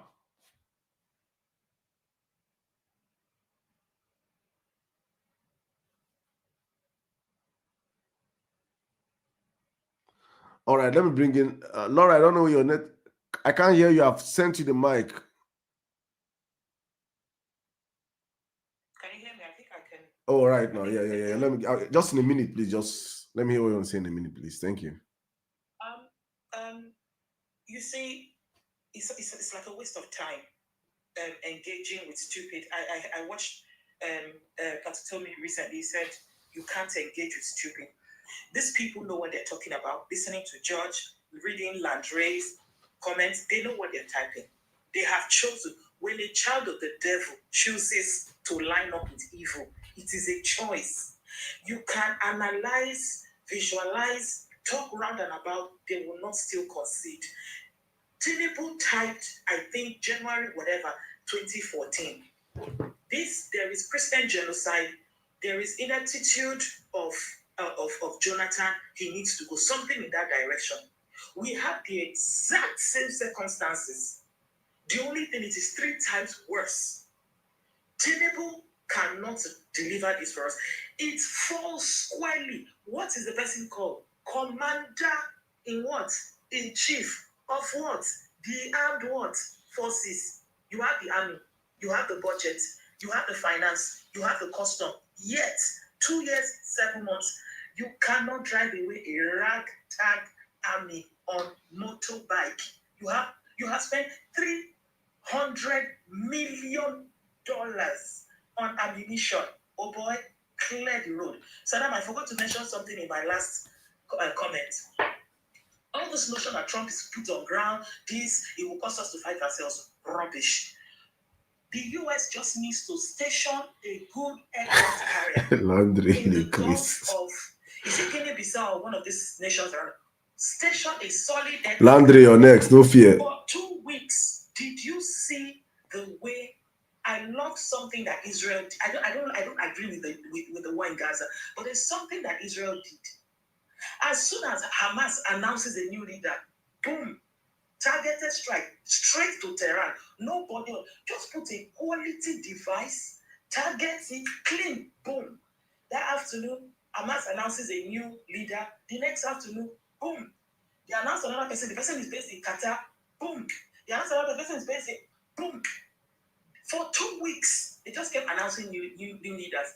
Targeted strike, clean, sharp, taking off. There are sponsors of Boko Haram and terrorists in Nigeria. They say Sheikh Gumi has run away, right? It doesn't matter whether he goes to Turkey. A targeted drone strike will take out anybody. The US just needs to station an aircraft carrier. They don't really need boots on ground. 2 good weeks of continuous clean strikes. If you are a sponsor of Boko Haram, you are traveling, they wait for you to go into an isolated space. They are tracking you in your car, strike, boom. If you like, be a leader. If you like, don't go and repent now. Don't go and submit. Clean, targeted strikes. Thank you. No need for boots on ground.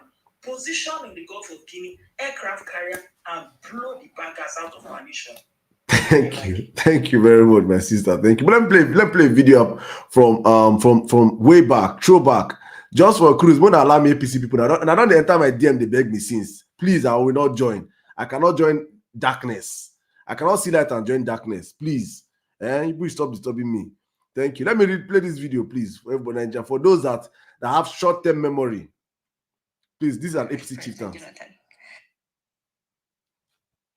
And you came just to make sure that they arrest President Jonathan. But why was he not arrested in Nigeria? Why is it that America has to do it? Because he has immunity.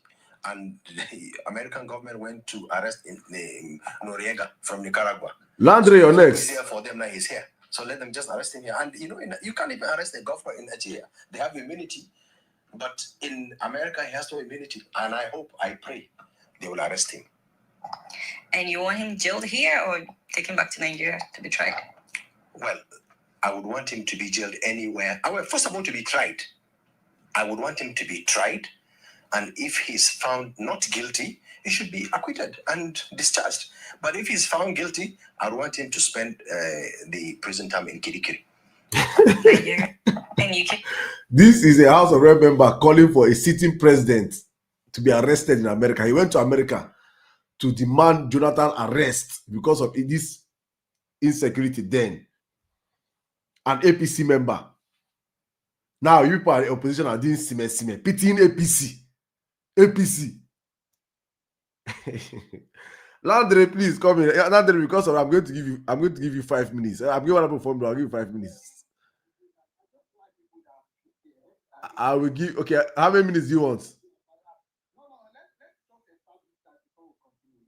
I'm not biased. I'm a very fair umpire. No. Laura came before you. I just gave her. Okay, sorry. Sorry, now I'm not. I'm okay. Yes, I'm biased. God forbid. The only thing was that Satan said, Tinubu is. I'm giving you 7 minutes now. You see, I'm biased. I'm giving you 7 minutes. Or you talk.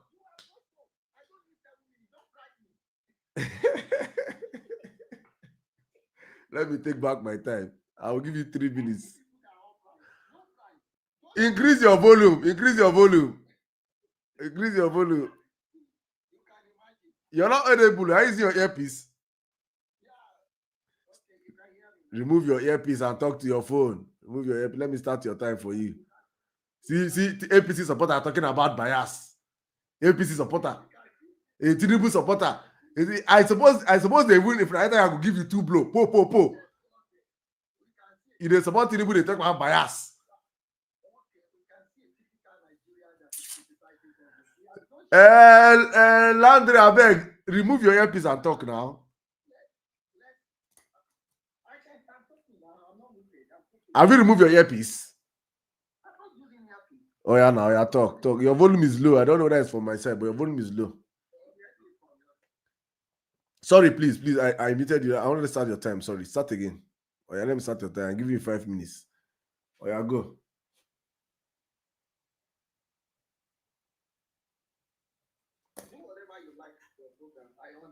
Hey, to defend Tinubu, you must first of all try to attack me first.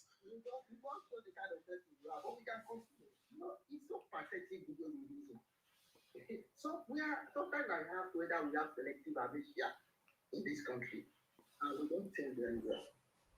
I want to ask everyone, maybe because Larry, people can barely hear you. See, it's not only me. Everybody saying in the comment section, they can barely hear you. I'm talking. I don't know. Maybe it's a no. Are you using Tinubu phone? Yes. You know, say phone, no, they carry a network. Yes, that's so. I don't get money for network. I want to ask everybody. Have we tried to check? It's not good to talk about life because every life is important. What is the trend of people that are buying from 2014 till now, based on Transparent International? Have you tried to check the trend year on year basis? Because I know we don't like to investigate, we don't like to study. Can somebody try to check and tell me what is an average per year per Jonathan government, Buhari government, and this government? I'm ready to stay at the background for a sensible person to do that for me. Then we can come and argue. It is so pathetic. The same US that have been alleged of sponsoring bandits with crazy form is the same people we are inviting. So it is simple. US have created a problem that they know that we will not solve. Now we are running for them to solve our problem because I have not seen US coming out with a profit. And we said we are seeing helicopter dropping ammunition. Is it not the same US? Have US said they are not the one? The same people we are calling to come and help you. US went to Afghanistan. They left Taliban as the government in Afghanistan. They left ammunition there. The ammunition in Afghanistan is what Afghanistan Taliban is giving to attack Pakistan. Pakistan is not steady now because of America. America loves people so much. And they hate genocide that they have turned their face away from Gaza. 100K people is time. That is not important because the value of people in Gaza is more important than that the value of people in Nigeria is more important than the value of life in Gaza. And we still please let us leave that. In America, every year, the total number of people that are found with issue of gun running is more than 30,000.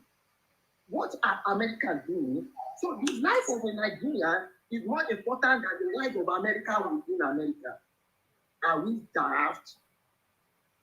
Before this problem started, the same Obi said it's a religious war. When he was in telephone, and this is the person that wants to do a country.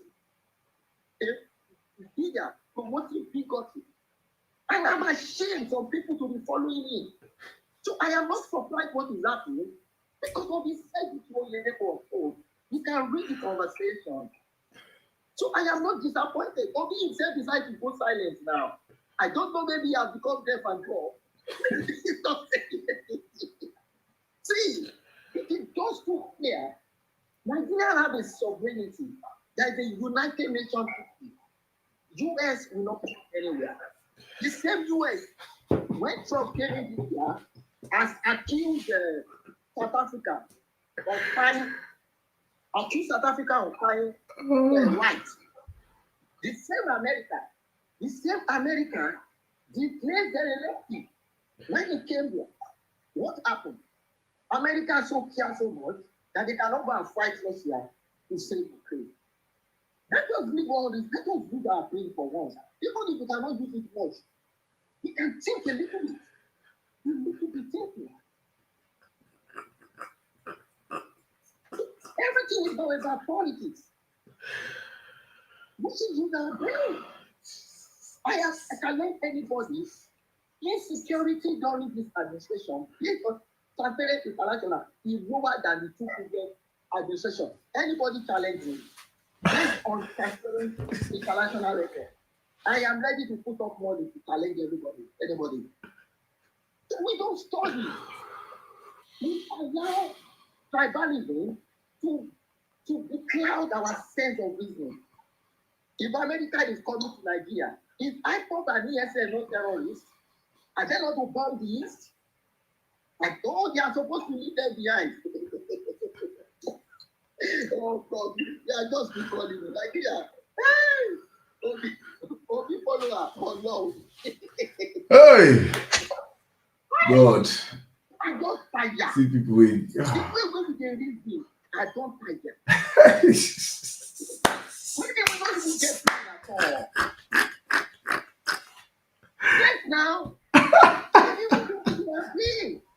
America has not solved the main internal security problem. You go on the street, you see here, don't go with that. This thing has been here for years. It's not a concern to America because they are doing human cleansing. They are cleansing the country with their people. And they are happy. So that does not concern Trump. The one that concerns him is Nigeria, that their life is more important than America. Are we gullible? Are we stupid? All right. That they are not the ones using USAID money to sponsor bandits. They have no call out. The former chief of army staff accused Americans, say, I had these people getting dollars. All right, all right. Your time is up, my brother. I don't give you like 20. I don't give you like 25 minutes. I don't allow you. You don't blow all the propaganda and the lies. But let's my brother, there's no fact here you've said.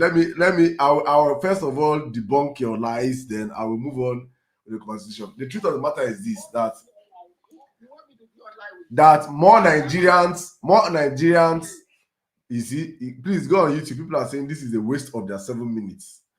But that's what I do on my platform. I allow all voices. His voice is as important as my voice. Even though he came out here to say things that I do not agree with, say things that are not factual. That is exactly what you do if you have to support Tinubu. You have to defend this government. You have to find ways to defend the government. I understand, my brother. It's a hard job. At this point in time, I actually keep Tinubu supporters in my mind because it's not easy at this point in time still supporting rubbish. At this point in time, trying to put the blame of his incompetency on other people. That Obi says this, Obi says that. Obi is not in government. Obi has no power. Obi is not your problem. But you have to find a way to bring in Obi to the conversation because you guys know that you people what you're supporting, the rubbish you're supporting is failing badly. So you have to always try and rope in. It's like Omojo said earlier on, you people are always shifting blame. Omojo says another leaders. You have come and say it's Obi. Very soon you say it's Obi that's the train bomb. You people just don't know how to hold Tinubu accountable and tell him to stop the insecurity. It is simple. If I were a Tinubu supporter, this is a time to show that I can walk. Stop insecurity. Just stop the insecurity. It is just what the world is asking you. Stop the insecurity. You're saying Nigerians want to, America is this, America is that, America is this, America is that. Nigeria want America to come. Nigeria are the ones doing this. See, that Obi incited it. So it is not the people that have been unalived in Plateau State, in Benue State. Why did Tinubu go to Yelwata? Why did Tinubu go to Yelwata after Nigerians were crying and calling him out for his incapacity as a president? Tinubu have gone to more countries across the world than he has visited states in Nigeria in 2 years as president. He has spent more time in France than he has visited our part in Nigeria. An incompetent leader that till now, 2 years into his administration, Tinubu have not appointed ambassadors. These are the things that when something's happening, when it's foreign, when there's something happening in America, the American government will summon the Nigerian ambassador. Who will they summon right now? Nobody. Nobody. You're seeing this man inadequacies, his incompetency is staring you in your face. But no, just to defend him. You're not saying it's Obi that is inciting it. So it's Obi that incited Trump. So that how you guys are supposed to think sometimes, honestly speaking, it is amazing and amusing watching you guys speak. I just watch you guys, I'm like, wow, really? And we have people that think like this just because you want to support a government. If you check it right now, you see that more Nigerians have been unalived under Tinubu, as you're saying, even under Jonathan. The difference is that under Jonathan, Tinubu controls the media. So definitely, under Jonathan, I checked it. The highest attack under Jonathan, the highest bomb blast under Jonathan was the Nyanya Christmas bomb blast. Everyone can remember that Nyanya Christmas bomb blast. I think 90-something people were the ones that unalived. I think in the UN building. Please, everybody fact check me. How many Nigerians were unalived during the Nyanya bomb blast? You can never see any bomb blast under Jonathan that you hear 200 people were unalived. You cannot see anyone. But under Tinubu right now, you are waking up one morning and hear 300 people have been unalived in a night. The difference is that the media is an accomplice of the current government. Why previously, when you wake up under Jonathan, headline Vanguard, 44 people have been killed by Boko Haram. Headline Punch, 44 people have been massacred by Boko Haram. Headline and the Sun, 40-something people. Every of the major headlines were carrying blood. But right now, all these newspaper, all these media organizations are in Tinubu's pockets. So they are not even going to announce it. Instead, when the day that they're shouting Yelwata, we came out and bought all the front pages of all the media and this thing. I was showing him and Tinubu's picture when they went to commercial borehole. So if you don't see where our problem is right now, you can just remain blind. Blue Bird, please, you have the life. Welcome. Please, 4 minutes, man. We're going to have to wrap up this page right now. Thank you. It's been really a very intense day for me. Just listening to really shocking things that are happening in Plateau State. I just want to say something that I think Nigeria has complex issues, chronic issues, particularly, if I may say, to do with. I'm not a Christian. I don't like any religion. I dislike all religions. So if you look at Nigeria from the day of independence, they've had 7 Muslim presidents and I think 3 Christians. Now, I think the problem started with, I think the insurgency and the Fulani conflict and hardmen started with Shagari. I think he was a president between, I think, 78 and 83, I think. And during that time, I'm not Nigerian, but I do study African history very closely. During that time of Shagari, they had the Abuja conference, I think 83. And really that conference was about a roadmap, of how to turn Nigeria into a caliphate. And I think they've been playing with that script for many years, and I think now it's starting to unravel. And I think the Christians in the South, they've been very weak in terms of really fighting for leadership and joining hands together with all other tribes, the Yorubas and the Igbos. I think this is why you're seeing that the power shift within the Muslims has been very strong, and they've really they've escalated the caliphate agenda to what it is now. And I think if you look at, I do believe that the population of Nigeria is probably more than 300. And I think you can see gradually the North is really overtaking the South.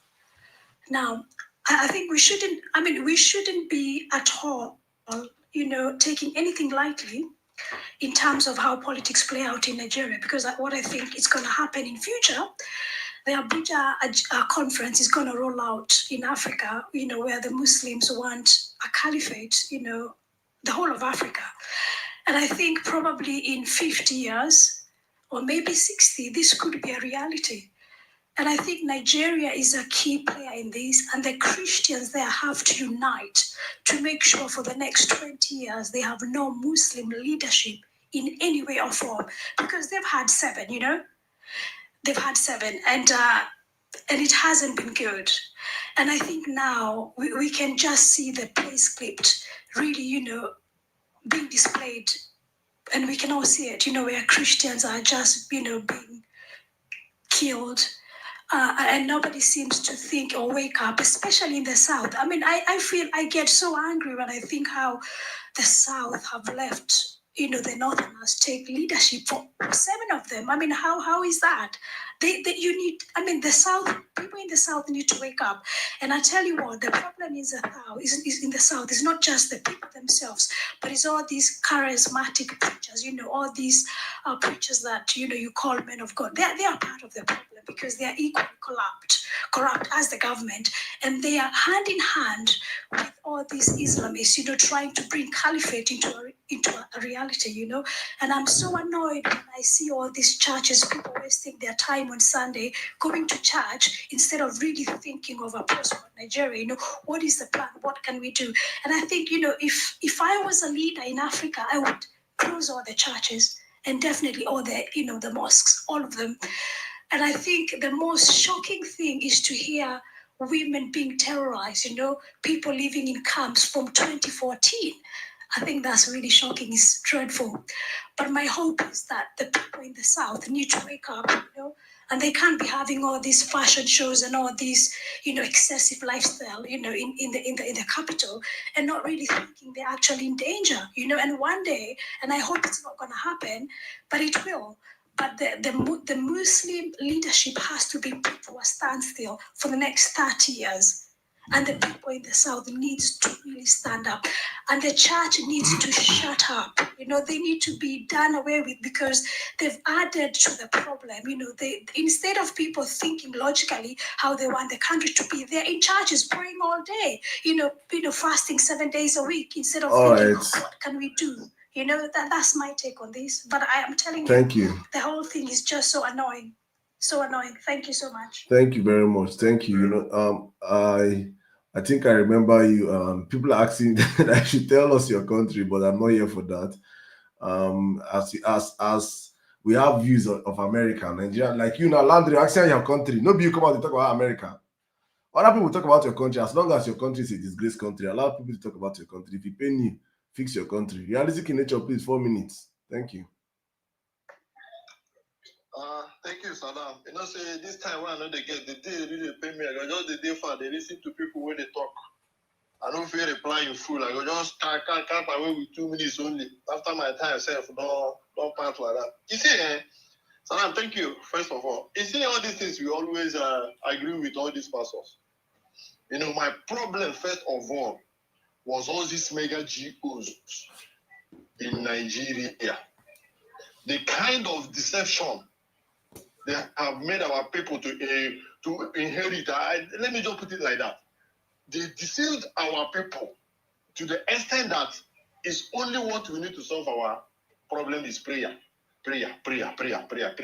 That is why the North have overtaken us, because had it been these people started with fight for yourself, there is no God who's coming to fight for you. Everything on this earth is controlled by men, and men supposed to control everything on this earth. There is no God from heaven, from anywhere. I always argue this with my brother, and he agree with me. He live in UK. He always agree with me that yes, all this thing they are preaching is just fallacy. It's not going to happen. Our main problem in the South, let me say in the South, is this our religious leaders. I was angry with my mom 2 days ago. My mom was around 86 years old. You know, the issue of somebody to stay with her because he barely walk, he barely do anything. So after the struggle of somebody who can stay with her, we finally got to someone who can. You know what the problem is?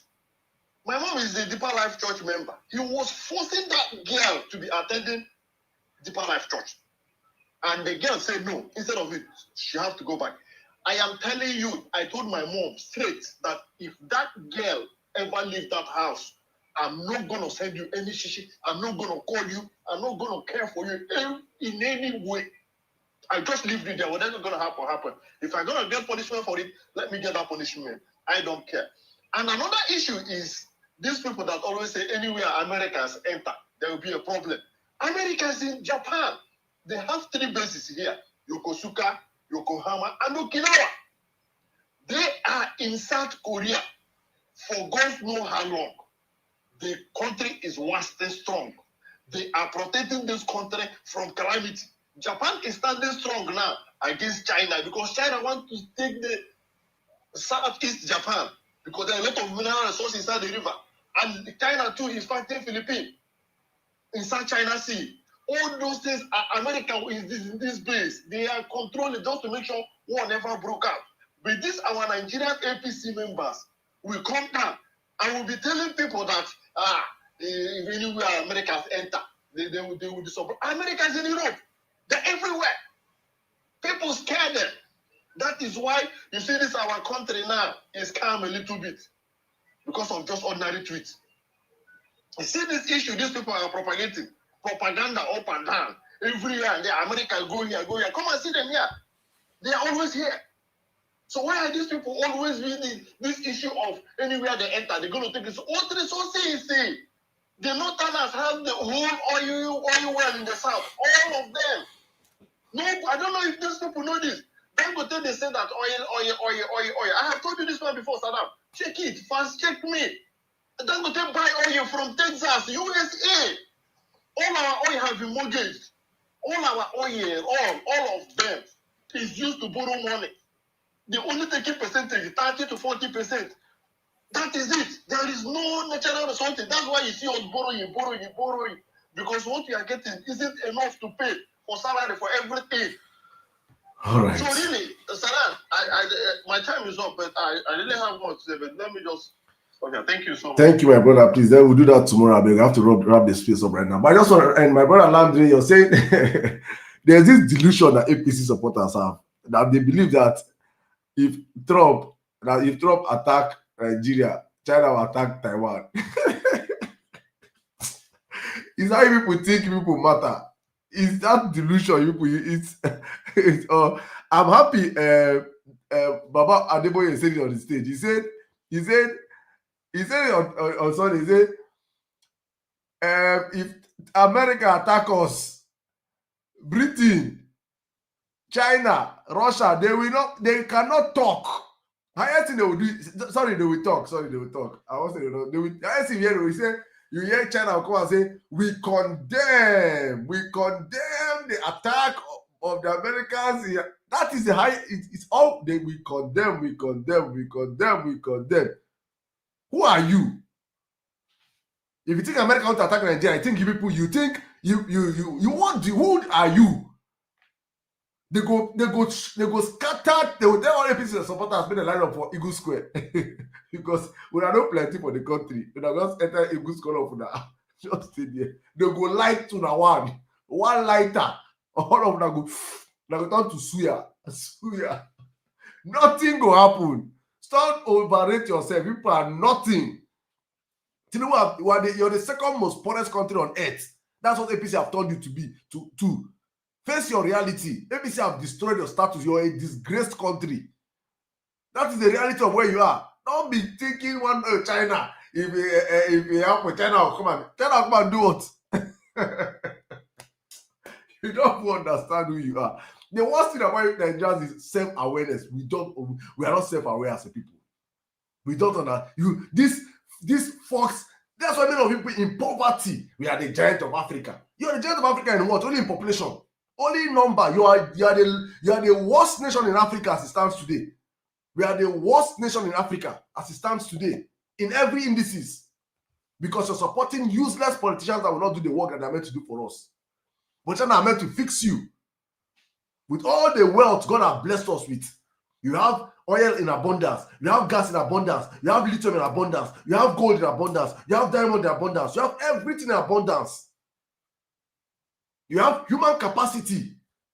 Build factories in Nigeria. Nigerians are all our boys are not doing Yahoo. All our girls are doing prostitution under APC. Ritualism is now on the rise. Kidnapping is on the rise under APC. Nothing is working, but you're giant of Africa.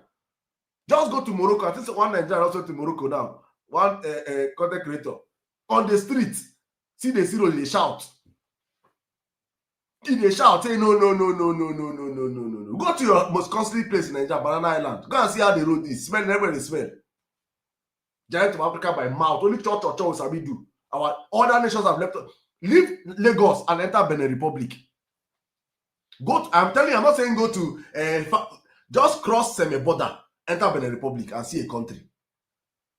Cotonou of yesterday. Cotonou that before, if you carry 10,000 enter Cotonou, you're a king. Go and see Cotonou today. Everybody have left us behind because of psychophancy of followership. Very stupid set of people that are following leaders are destroying our country, carrying our future and embezzling it and feeding their family. But people are, oh yes. Many of you are already even in diaspora. You ran away from Nigeria and come to diaspora, and you're supporting this nonsense from diaspora. Nothing is working in that country. Nothing is working in that country. Churches, only they're building church. Everywhere, street. You can see one street, 50 churches. Just to be lying to Nigerians and preaching. And you will see psychophant supporters. Tinubu have destroyed that country in 2 years. Psychophants are still supporting him. And I'm going to say that 4 more years of slavery. See Obasa, former chairman of Agege, he has made his son chairman. Many of you served Obasa. Many of your parents served Obasa. You're not serving his son. His son's child will come out. You will still serve his son's child and be hailing him. Wike is already training his children for you people to serve them.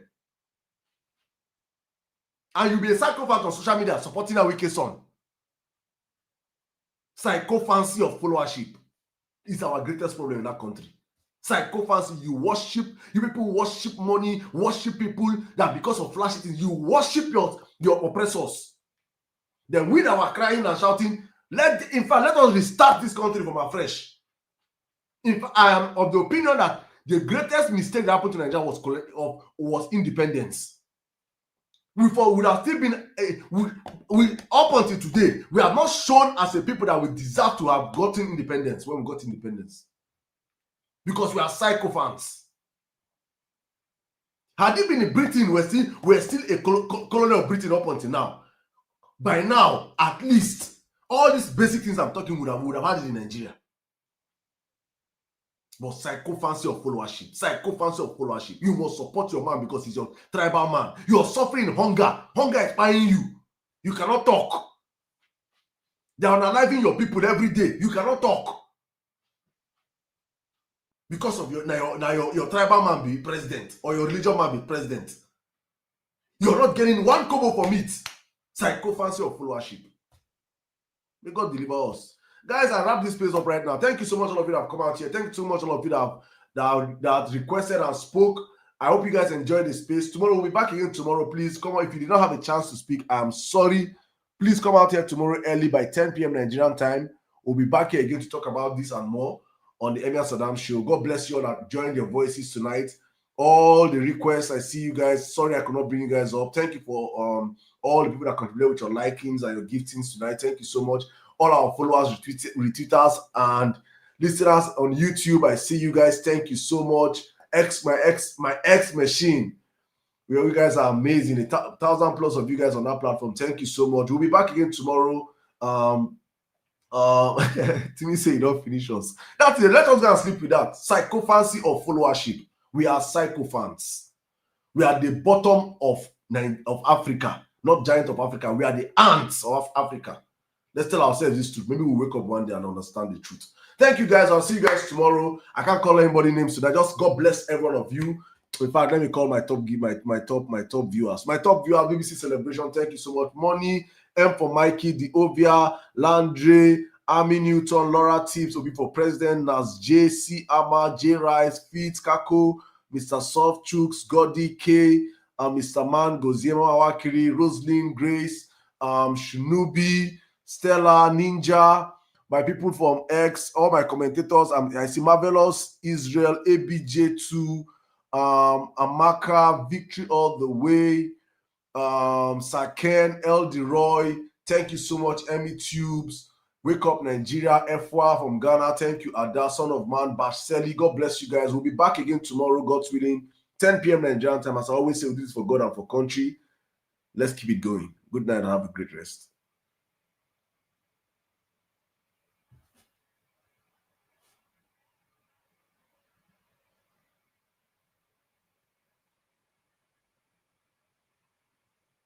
Meanwhile, guys, go check my YouTube. I have a new video out, please. Thank you so much. God bless you guys. Good night.